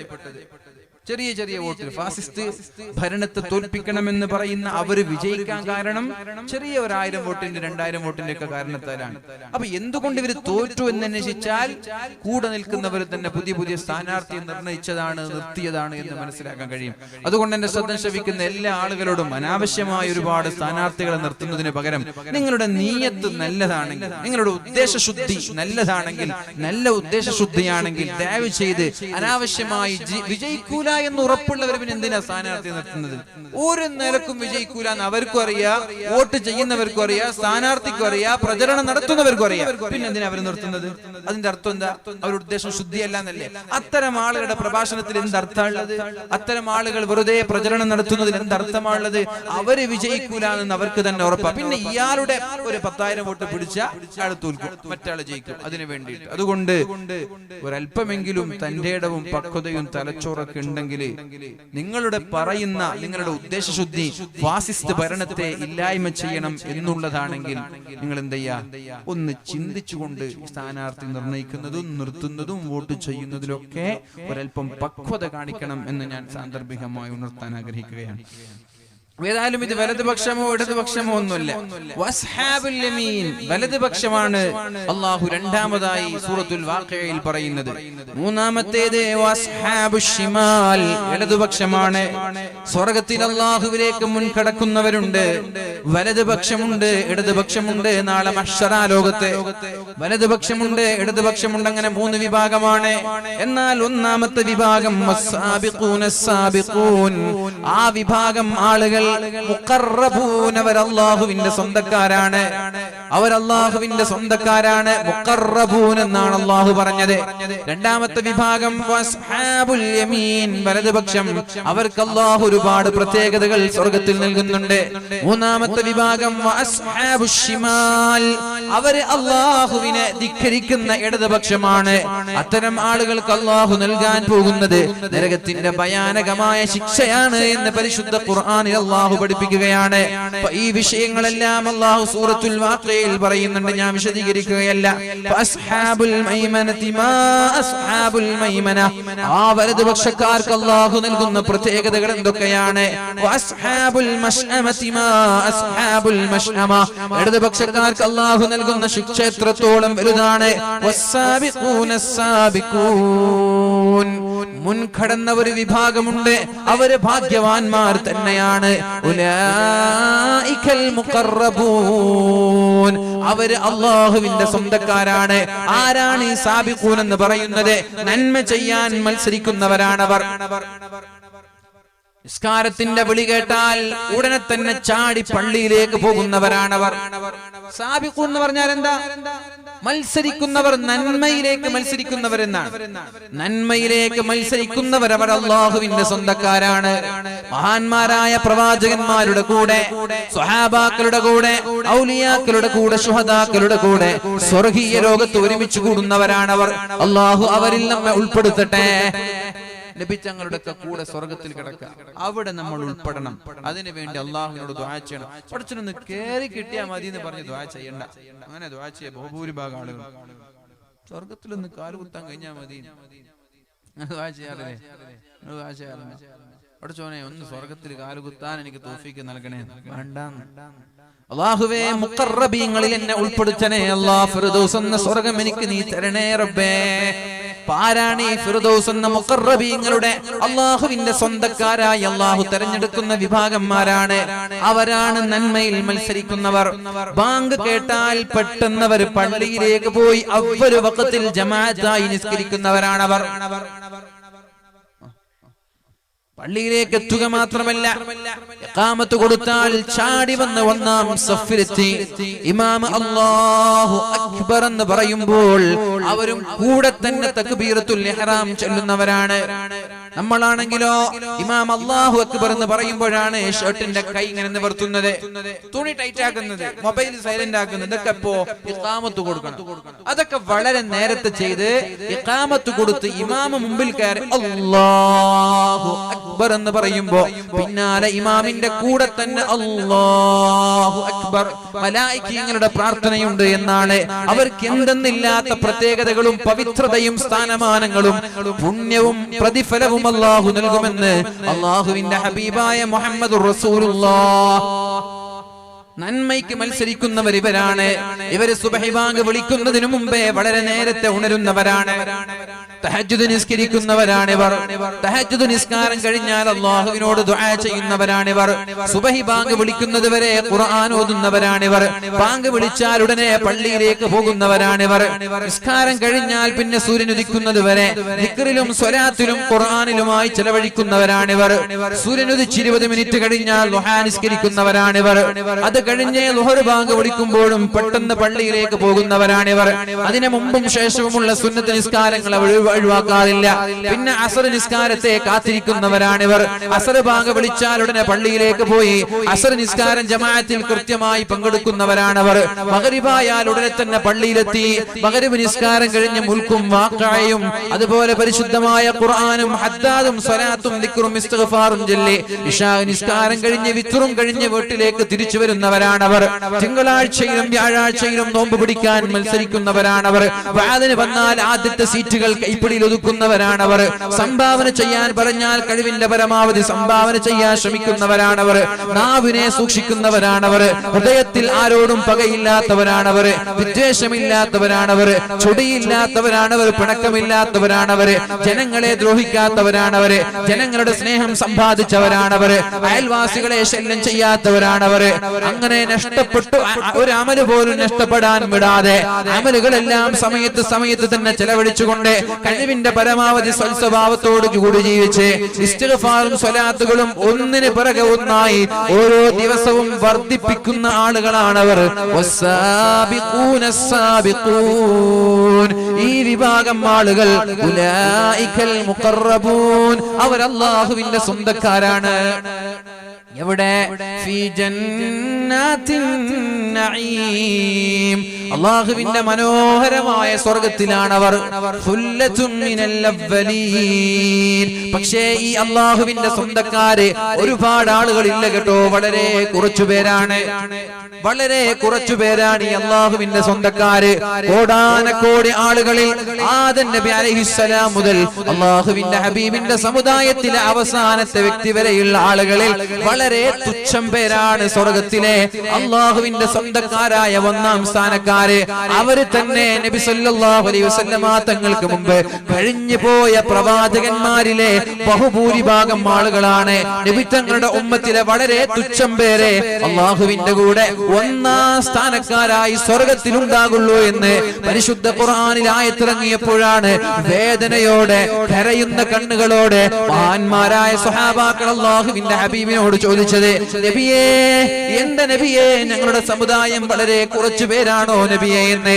അപ്പോഴാണ് നബി തങ്ങൾ പറഞ്ഞത്, അതേ, സുല്ലത്തും മിനൽ അവ്വലീൻ വഖലീലും മിനൽ ആഖിരീൻ. അടുത്ത വിഭാഗമാണ് വലതുപക്ഷക്കാരായ ആളുകൾ. അവരെ കുറിച്ച് പറഞ്ഞു, സുല്ലത്തും മിനൽ അവ്വലീൻ വസുല്ലത്തും മിനൽ ആഖിരീൻ. അവര് മുൻകാല പ്രവാചകന്മാരിൽ വലിയൊരു വിഭാഗം, എന്റെ സമുദായത്തിലും വലിയൊരു വിഭാഗം. ഒരർത്ഥം ഇതാണെങ്കിൽ വളരെ പ്രബലമായ അർത്ഥം എന്താണ്? അല്ലാഹുവിന്റെ ഹബീബിന്റെ സമുദായത്തിലെ ആദ്യ കാലക്കാരായ ആളുകൾ ബഹുഭൂരിഭാഗം ആളുകളും സ്വർഗത്തിലെ ഒന്നാം സ്ഥാനക്കാരാണ്. അല്ലാഹുവിന്റെ ഹബീബിന്റെ സമുദായത്തിലെ അവസാന കാലക്കാരായ നമ്മളുടെ കാലത്തിൽ നിന്ന് വളരെ തുച്ഛം പേര് മാത്രമേ ഒന്നാം സ്ഥാനക്കാരിൽ ഉണ്ടാകും. ഏതർത്ഥം വെച്ചാലും നമ്മെ സംബന്ധിച്ചിടത്തോളം പ്രയാസം തന്നെയാണ്, അല്ലേ? ഏതർത്ഥം വെച്ചാലും. ഇനി മുൻകാല പ്രവാചകന്മാരിലെ ബഹുഭൂരിഭാഗം ആളുകൾ എന്നർത്ഥം വെച്ചു, ഉമ്മത്തിൽ നിന്ന് വളരെ കുറച്ചു എന്നർത്ഥം വെച്ച് നമ്മൾ തോറ്റുപോയി. ഇനി ഉമ്മത്തിലെ ആദ്യകാലത്തുള്ളവർ എന്നർത്ഥം വെച്ചു, അവസാന കാലഘട്ടത്തിൽ നിന്ന് വളരെ ഖലീലും മിനൽ ആഖിരീൻ എന്ന് പറഞ്ഞാലും നമ്മൾ പോയി. നമ്മൾ എപ്പോഴെങ്കിലും ഇതിനെ ഓർത്തിട്ട് കരഞ്ഞിട്ടുണ്ടോ? ഈ അർത്ഥം, ഈ ആയത്ത് ആലോചിച്ചിട്ട് എപ്പോഴെങ്കിലും ഒരു വിഷമം നിങ്ങൾക്ക് തോന്നിയിട്ടുണ്ടോ? ഞാൻ സത്യം ചോദിക്കാൻ, നിങ്ങളൊന്ന് മനസ്സിരുത്തി ആലോചിച്ചു നോക്കും. അർത്ഥം അറിയാത്തവരുണ്ടാകും, അർത്ഥം അറിഞ്ഞവര് വിഷമിച്ചിട്ടുണ്ടോ? അവിടെ ആലോചിക്കേണ്ടത്. അർത്ഥം അറിയാത്ത ആളുകൾ അർത്ഥം അറിഞ്ഞിട്ടില്ല എന്ന് പറയാം. അർത്ഥം അറിയുന്നവർ ഇതിനെ കുറിച്ച് എപ്പോഴെങ്കിലും, പടച്ചോനെ, അവസാന കാലഘട്ടത്തിൽ നിന്ന് വളരെ കുറച്ചു പേരെന്ന് പറഞ്ഞാൽ എന്റെ അവസ്ഥ എന്തായിരിക്കും? അതുകൊണ്ട് മുഅ്മിനീങ്ങളെ, അല്ലാഹുവിനോട് ദുആ ചെയ്യണം, നന്മ ചെയ്യാൻ മത്സരിക്കുകയും വേണം. അല്ലാഹു തആല മുഖറബീങ്ങളായ സാബിഖൂനിൽ അല്ലാഹു നമ്മെ ഉൾപ്പെടുത്തട്ടെ. അല്ലാഹുവിനോട് ചോദിച്ചു വാങ്ങണം ഫിർദൗസ് എന്ന സ്വർഗ്ഗം. അതിനുവേണ്ടി മത്സരിക്കണം, നന്മയുടെ വിഷയത്തിൽ മത്സരിക്കണം. സ്വതഖ ചെയ്യാൻ പറയുമ്പോൾ അയാൾ 1,00,000 കൊടുത്താൽ ഞാൻ 10,000 കൊടുത്താൽ മതിയല്ലോ എന്നല്ല പറയേണ്ടത്. അയാൾ 1000 കൊടുത്താൽ ഞാൻ 100 കൊടുത്താൽ മതിയല്ലോ എന്നല്ല പറയേണ്ടത്. അയാൾ 1000 കൊടുത്താൽ ഞാൻ 1,00,000 കൊടുക്കുമെന്ന് പറഞ്ഞ് മത്സരിക്കുകയാണ് വേണ്ടത്. അയാൾ 10,000 കൊടുത്താൽ ഞാൻ 10,00,000 കൊടുക്കുമെന്നാണ് പറയേണ്ടത്. അയാൾ കൂലിപ്പണിയെടുത്ത് ദിവസവും 800 രൂപയ്ക്ക് 1000 രൂപയ്ക്ക് ജോലി ചെയ്ത് കഷ്ടപ്പെട്ട് അതിൽ നിന്ന് 10,000 കൊടുക്കുമ്പോൾ എനിക്ക് എല്ലാ മാസങ്ങളിലും 10 ലക്ഷവും 15 ലക്ഷവും വരുമാനം ഉണ്ടാകുമ്പോ അയാളുടെ 10,000 അടുത്തെത്തുമോ ഞാൻ കൊടുക്കുന്ന 10 ലക്ഷം എന്നല്ലേ നമ്മൾ ചിന്തിക്കേണ്ടത്? 10 ലക്ഷത്തിന്റെ സീറോകൾ കൂടുതലല്ല അല്ലാഹുവിന്റെ അടുത്ത് വലിയവൻ. അല്ലാഹുവിന്റെ അടുത്ത് വലിയവൻ തന്റെ സമ്പാദ്യത്തിന്റെ ശതമാനത്തിനനുസരിച്ച് കൊടുക്കുന്നവരാണ്. 1000 കൊടുത്തവൻ ഒരു പക്ഷേ അവന്റെ സമ്പാദ്യത്തിന്റെ 50% ആയിരിക്കാം, അത് 10% ആയിരിക്കാം അത്. എന്നാൽ 1,00,000 കൊടുത്തവൻ അവന്റെ സമ്പാദ്യത്തിന്റെ 0.1% പോലും ആയിട്ടുണ്ടാവൂല. അപ്പൊ സീറോകളുടെ വലുപ്പമല്ല, ശതമാനത്തിന്റെ വലുപ്പം. അതാണ് അല്ലാഹു നോക്കുന്നത്. ഉദാഹരണത്തിന് പള്ളി നിർമ്മിക്കുമ്പോൾ നാട്ടിൽ എല്ലാ വീട്ടിൽ നിന്നും 25,000 രൂപ അല്ലെങ്കിൽ 1,00,000 രൂപ 50,000 രൂപയൊക്കെ തരണമെന്ന് മഹല്ല് കമ്മിറ്റി ഭാരവാഹികൾ എന്ത് ചെയ്യും? തീരുമാനമെടുക്കും. 500 വീടുണ്ടെങ്കിൽ എല്ലാ വീടിൽ നിന്നും 25,000 രൂപ. സത്യത്തിൽ അതൊരു പൊട്ടത്തെറ്റാണ്. അങ്ങനെ ഒരു തീരുമാനം എടുക്കാൻ പാടില്ല. നിങ്ങളുടെ വരുമാനത്തിന്റെ 5% എന്ന് പറഞ്ഞാൽ മതി. നിങ്ങളുടെ വരുമാനത്തിന്റെ 10%. ഈ മഹല്ലിലെ എല്ലാ വീട്ടുകാരും അവരവരുടെ വരുമാനത്തിന്റെ 10% പള്ളിയിലേക്ക് ഏൽപ്പിക്കണം എന്ന് പറഞ്ഞാല് പള്ളിയിലെ പൈസ കുന്നുകൂടും. നിങ്ങൾ എല്ലാ മാസവും 10 ലക്ഷം വരുമാനമുള്ള വീട്ടുകാരോട് 25,000, കൂലിപ്പണിയെടുത്ത് ജീവിക്കുന്ന ഒരാൾ 25,000. എന്ത് റേഷ്യോ അവിടെ ഉള്ളത്? എന്ത് റേഷ്യോ ഉള്ളത്? ആലോചിക്കുന്നുണ്ടോ? പറയുന്നത് മനസ്സിലാകുന്നുണ്ടോ? ഞാൻ പറഞ്ഞ ശരിയല്ലേ? ഇങ്ങനെയാണോ പറയേണ്ടത്? നമ്മളെ ശതമാനമല്ലേ പറയേണ്ടത്? നിങ്ങളുടെ വരുമാനത്തിന് ഒരു 10% പള്ളിക്ക് ഏൽപ്പിക്കണം എന്ന് പറഞ്ഞാൽ പള്ളിയൊക്കെ പുഷ്പം പോലെ കയറൂലേ മുഅ്മിനീങ്ങളെ? പിന്നെ എന്തെങ്കിലും ആരോടെങ്കിലും പിരിവ് ചോദിക്കണം?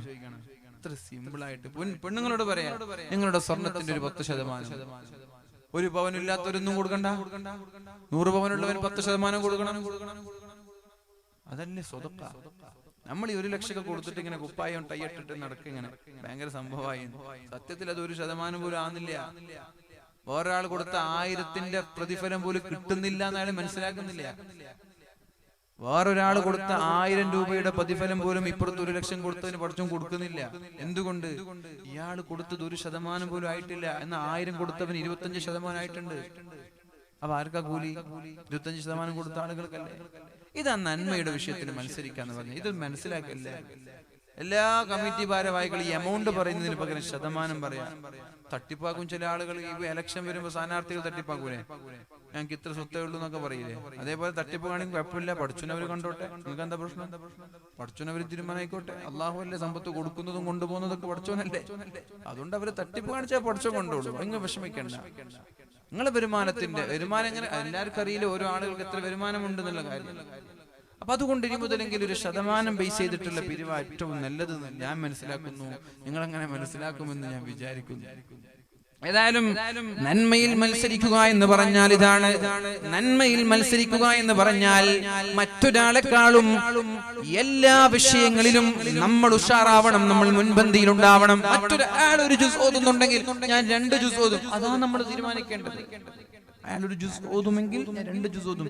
അയാൾ 10,000 സ്ക്വയർ ഫീറ്റിന്റെ വീടെടുത്ത ഞാൻ 12,000 സ്ക്വയർ ഫീറ്റിന്റെ വീട് എടുക്കുന്നല്ല.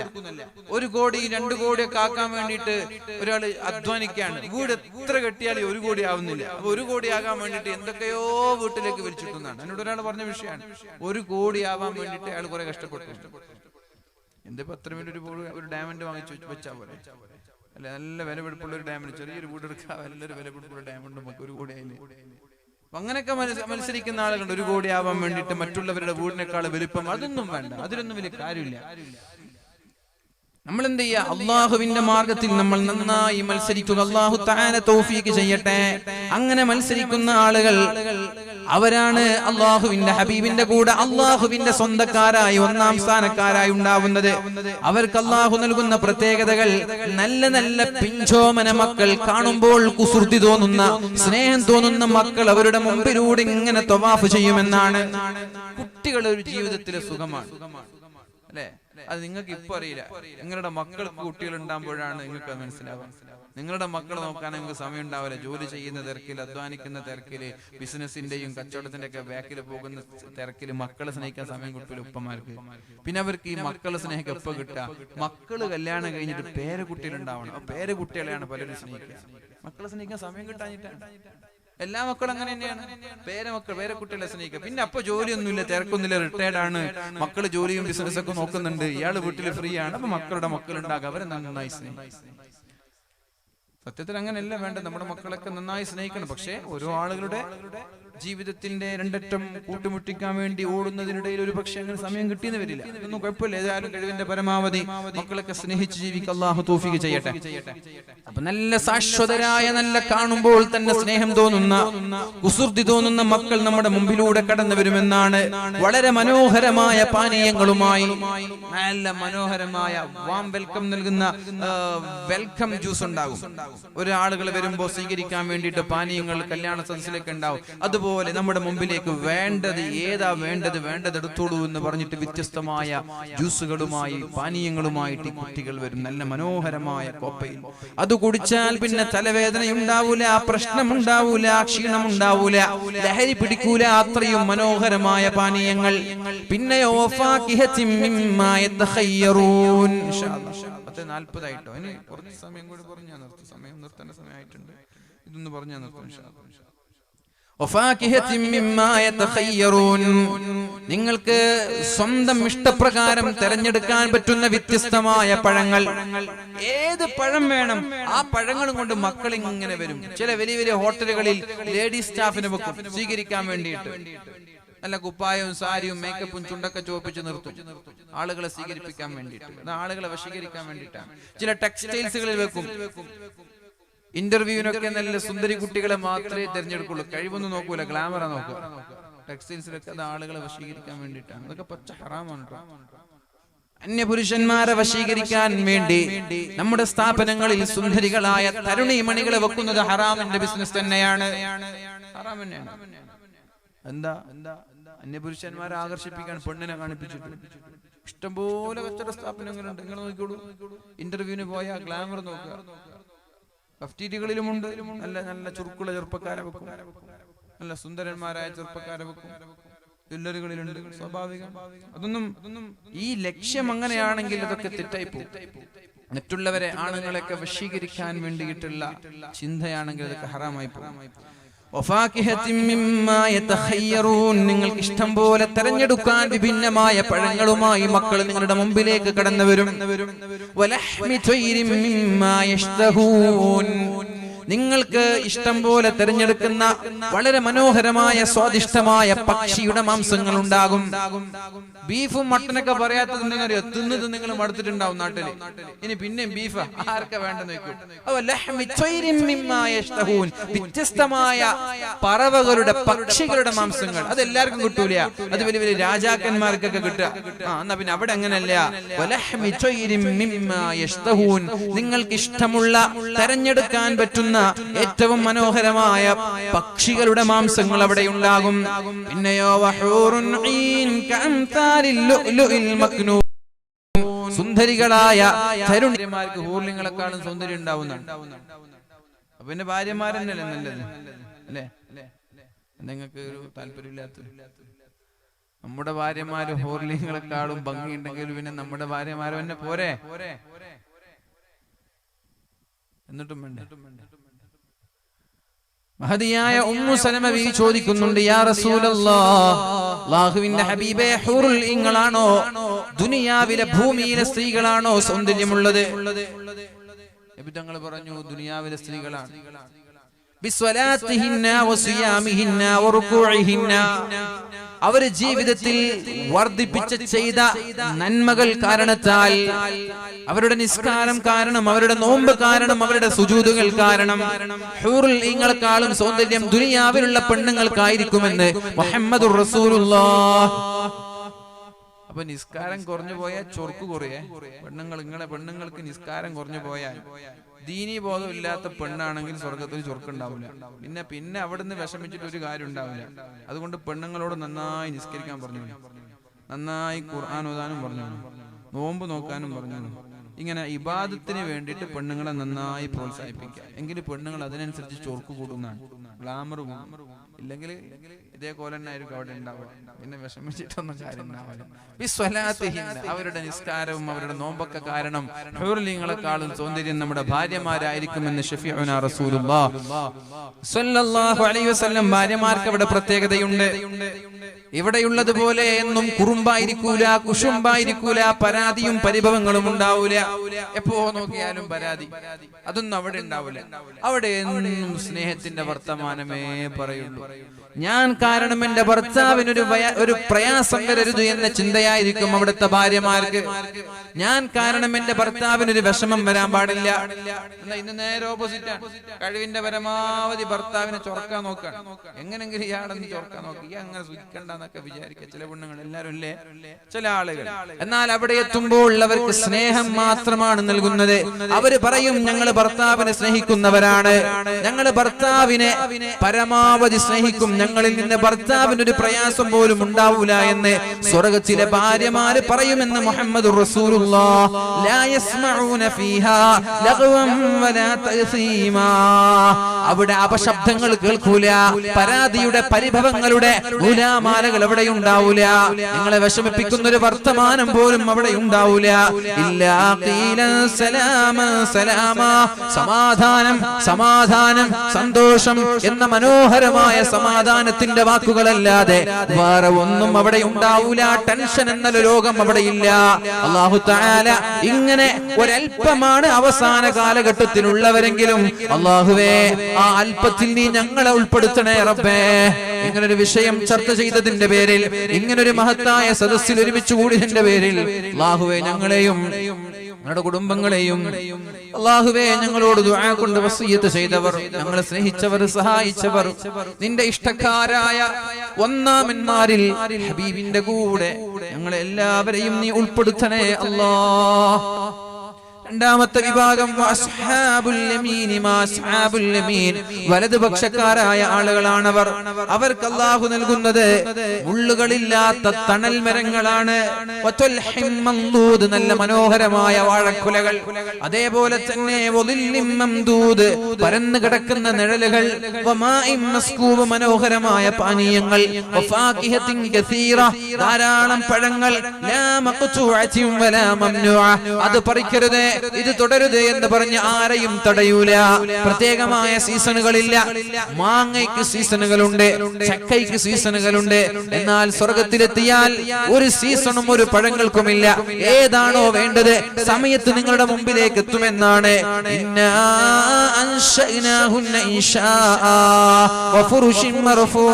മനോഹരമായ മെത്തകൾ, അവിടുത്തെ ഇണകൾക്കൊരു പ്രത്യേകതയുണ്ട്. നിത്യവും അവർ കന്യകകളായിരിക്കുമെന്നാണ്. എപ്പോഴും ഫ്രഷ് ആയിരിക്കും. സെക്കൻഡ് ഹാൻഡ് ഇല്ല ഇവിടുത്തെ കച്ചവടം. എപ്പോഴും എന്താണ്? കന്യകളായിരിക്കും എന്നും.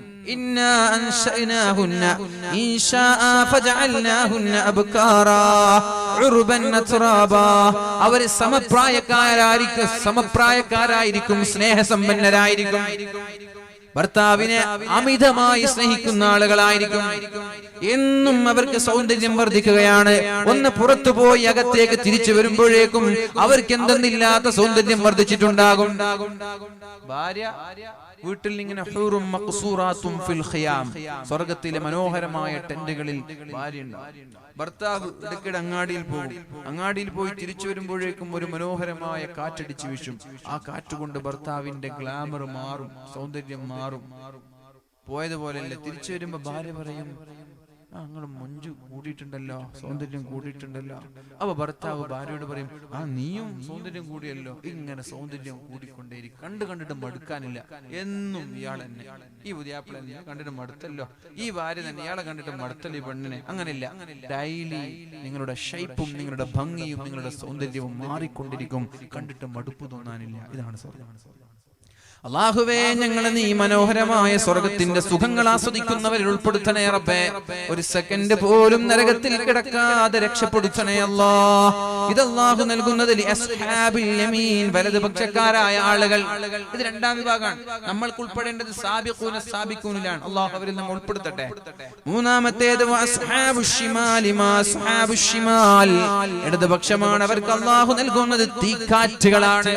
ഫീ സമൂമിൻ വഹമീം, വഹീൻ, തിളച്ചുമറിയുന്ന വെള്ളവും തീക്കാറ്റുകളുമാണ് അവർക്കുള്ളത്. തീ കൊണ്ടുള്ള തണലുകളാണ് അവർക്കുള്ളത്. ലാ ബാരിദിൻ വലാ കരീം, ആ തണലിൽ നിന്ന് അവർക്ക് തണുപ്പല്ല, ചൂടാണ് അവർ അനുഭവിക്കുന്നത്. വകാനൂ യുസിറൂന അലൽ ഹിൻസിൽ അലീം, എന്തുകൊണ്ടാണ് അല്ലാഹു ഇത്രയും ഭയാനകമായ ശിക്ഷ നൽകുന്നത്? അവർ നിരന്തരമായി തെറ്റ് ചെയ്തു, തൗബ ചെയ്യാൻ അവർക്ക് സമയം കിട്ടിയില്ല.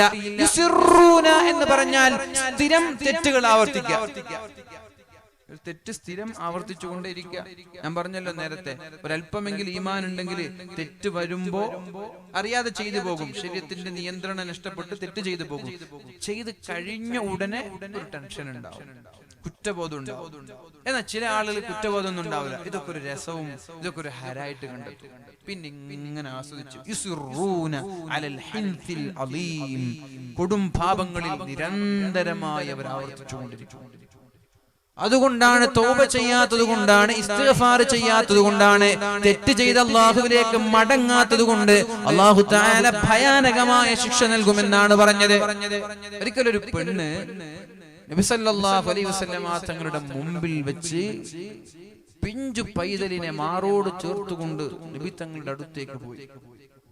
നബി തങ്ങളോട് ചോദിച്ചു, യാ റസൂലല്ലാഹ്, അല്ലാഹുവിന്റെ റസൂലേ, നിങ്ങളല്ലേ പറഞ്ഞത് അന അർഹമു മിനൽ ഉമ്മി ലിവലദിഹാ, ഒരു ഉമ്മാക്ക് മക്കളോടുള്ള കാരുണ്യത്തെക്കാളും സ്നേഹത്തെക്കാളും അല്ലാഹുവിന് അടിമകളോട് സ്നേഹമുണ്ട് എന്നല്ലേ നിങ്ങൾ പറഞ്ഞത്? നിങ്ങളുടെ ഉമ്മാക്ക് നിങ്ങളോടുള്ള സ്നേഹത്തെക്കാളും അല്ലാഹുവിന് നിങ്ങളോട് സ്നേഹമുണ്ട്. എന്റെ ഉമ്മയ്ക്ക് എന്നോടുള്ള സ്നേഹത്തെക്കാളും എന്റെ റബ്ബിന് എന്നോട് സ്നേഹമുണ്ട് എന്നാണ്. ഈ ഉമ്മ കുഞ്ഞിനെയും പിടിച്ചിട്ട് നബി തങ്ങളുടെ അടുത്തേക്ക് പോയി. നബിയെ, ഈ കുഞ്ഞിനോട് എനിക്കുള്ള സ്നേഹത്തെക്കാളും അല്ലാഹുവിന് എന്നോട് സ്നേഹമുണ്ട് ഇല്ലേ? ഉണ്ട്, നബി തങ്ങളോട്. അപ്പോഴാണ് അടുത്ത ചോദ്യം ചോദിക്കുന്നത്, നബിയെ, ഈ കുഞ്ഞിനെ ഞാൻ തീയിലേക്ക് വലിച്ചെറിയുമെന്ന് നിങ്ങൾക്ക് തോന്നുന്നുണ്ടോ? എനിക്ക് എന്റെ കുഞ്ഞിനെ ഞാൻ ഒരിക്കലും തീയിലേക്ക് വലിച്ചെറിയൂല, അത്രയും സ്നേഹം. ഞാൻ ഒരിക്കലും എന്റെ കുഞ്ഞിനെ തീയിലേക്ക് വലിച്ചെറിയുമെന്ന് നിങ്ങൾക്ക് തോന്നുന്നുണ്ടോ? നബി തങ്ങൾക്ക് ചോദ്യത്തിന്റെ പൊരുൾ മനസ്സിലായി. അഥവാ കുഞ്ഞിനെ ഒരു ഉമ്മ തീയിലേക്ക് വലിച്ചെറിയില്ല, കാരണം കുഞ്ഞിനോടുള്ള സ്നേഹമാണ്. എന്നാൽ ഒരു ഉമ്മയ്ക്ക് കുഞ്ഞിനോടുള്ള സ്നേഹത്തെക്കാളും അല്ലാഹുവിന് അടിമകളോട് സ്നേഹമുണ്ട്. പിന്നെ എങ്ങനെയാണ് അല്ലാഹു തആല അടിമകളെ നരകത്തിലേക്ക് വലിച്ചെറിയുന്നത്?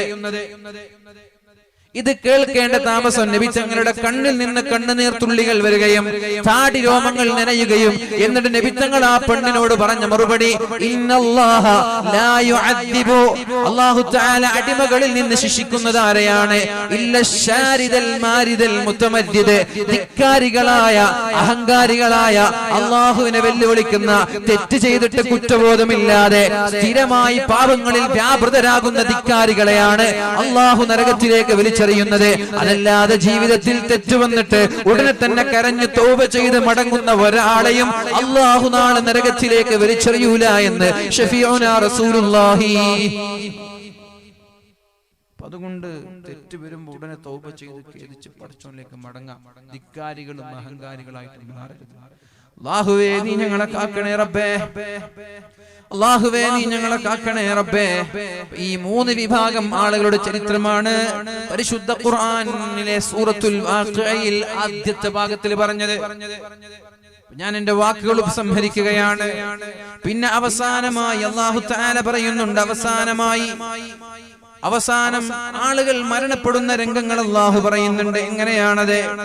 മൂന്ന് വിഭാഗം ആളുകളാണ് മരണപ്പെടുന്ന രംഗം അല്ലാഹു പറയുന്നത് മൂന്ന് രീതിയിലാണ്. ഫഅമ്മാ ഇൻ കാന മിനൽ മുഖറബീൻ, ഒന്നാം സ്ഥാനക്കാരായ അല്ലാഹുവിന്റെ സ്വന്തക്കാരായി മാറിയാൽ ഫറൗഹും വറൈഹാനും വജന്നത്തു നഈം, അവർ അല്ലാഹുവിന്റെ സ്വർഗ്ഗം കണ്ട് സന്തോഷത്തോടെ മരിക്കാനുള്ള പൂതിയോടെ, അല്ലാഹുവിനെ കണ്ടുമുട്ടാനുള്ള പൂതിയോടെ അല്ലാഹുവിലേക്ക് മടങ്ങുന്നവരാണ് അവർ, ഒന്നാം വിഭാഗം.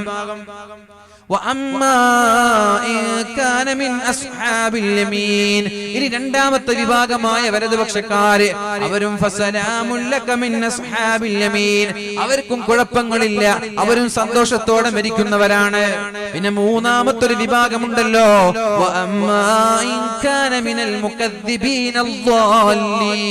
ചമ്മാടികളായ തോന്നിവാസികളായ കള്ളന്മാരായ ഇടതുപക്ഷക്കാരായ ആളുകൾ അവര് മരണപ്പെടുന്നത് ഫനസുലും മിൻ ഹമീം, തിളച്ചു മറിയുന്ന വെള്ളവുമായിട്ടാണ് അള്ളാഹു അവരെ സ്വീകരിക്കുന്നത്. കല്യാണ വീട്ടിലേക്ക് വരുമ്പോ മനോഹരമായ പാനീയങ്ങളുമായി ജ്യൂസുകളുമായി ആളുകൾ കടന്നു വരുന്നത് പോലെ ഇവര് മരിക്കുന്ന സമയത്ത് തിളച്ചു മറിയുന്ന വെള്ളവുമായിട്ടാണ് കടന്നു വരുന്നത്.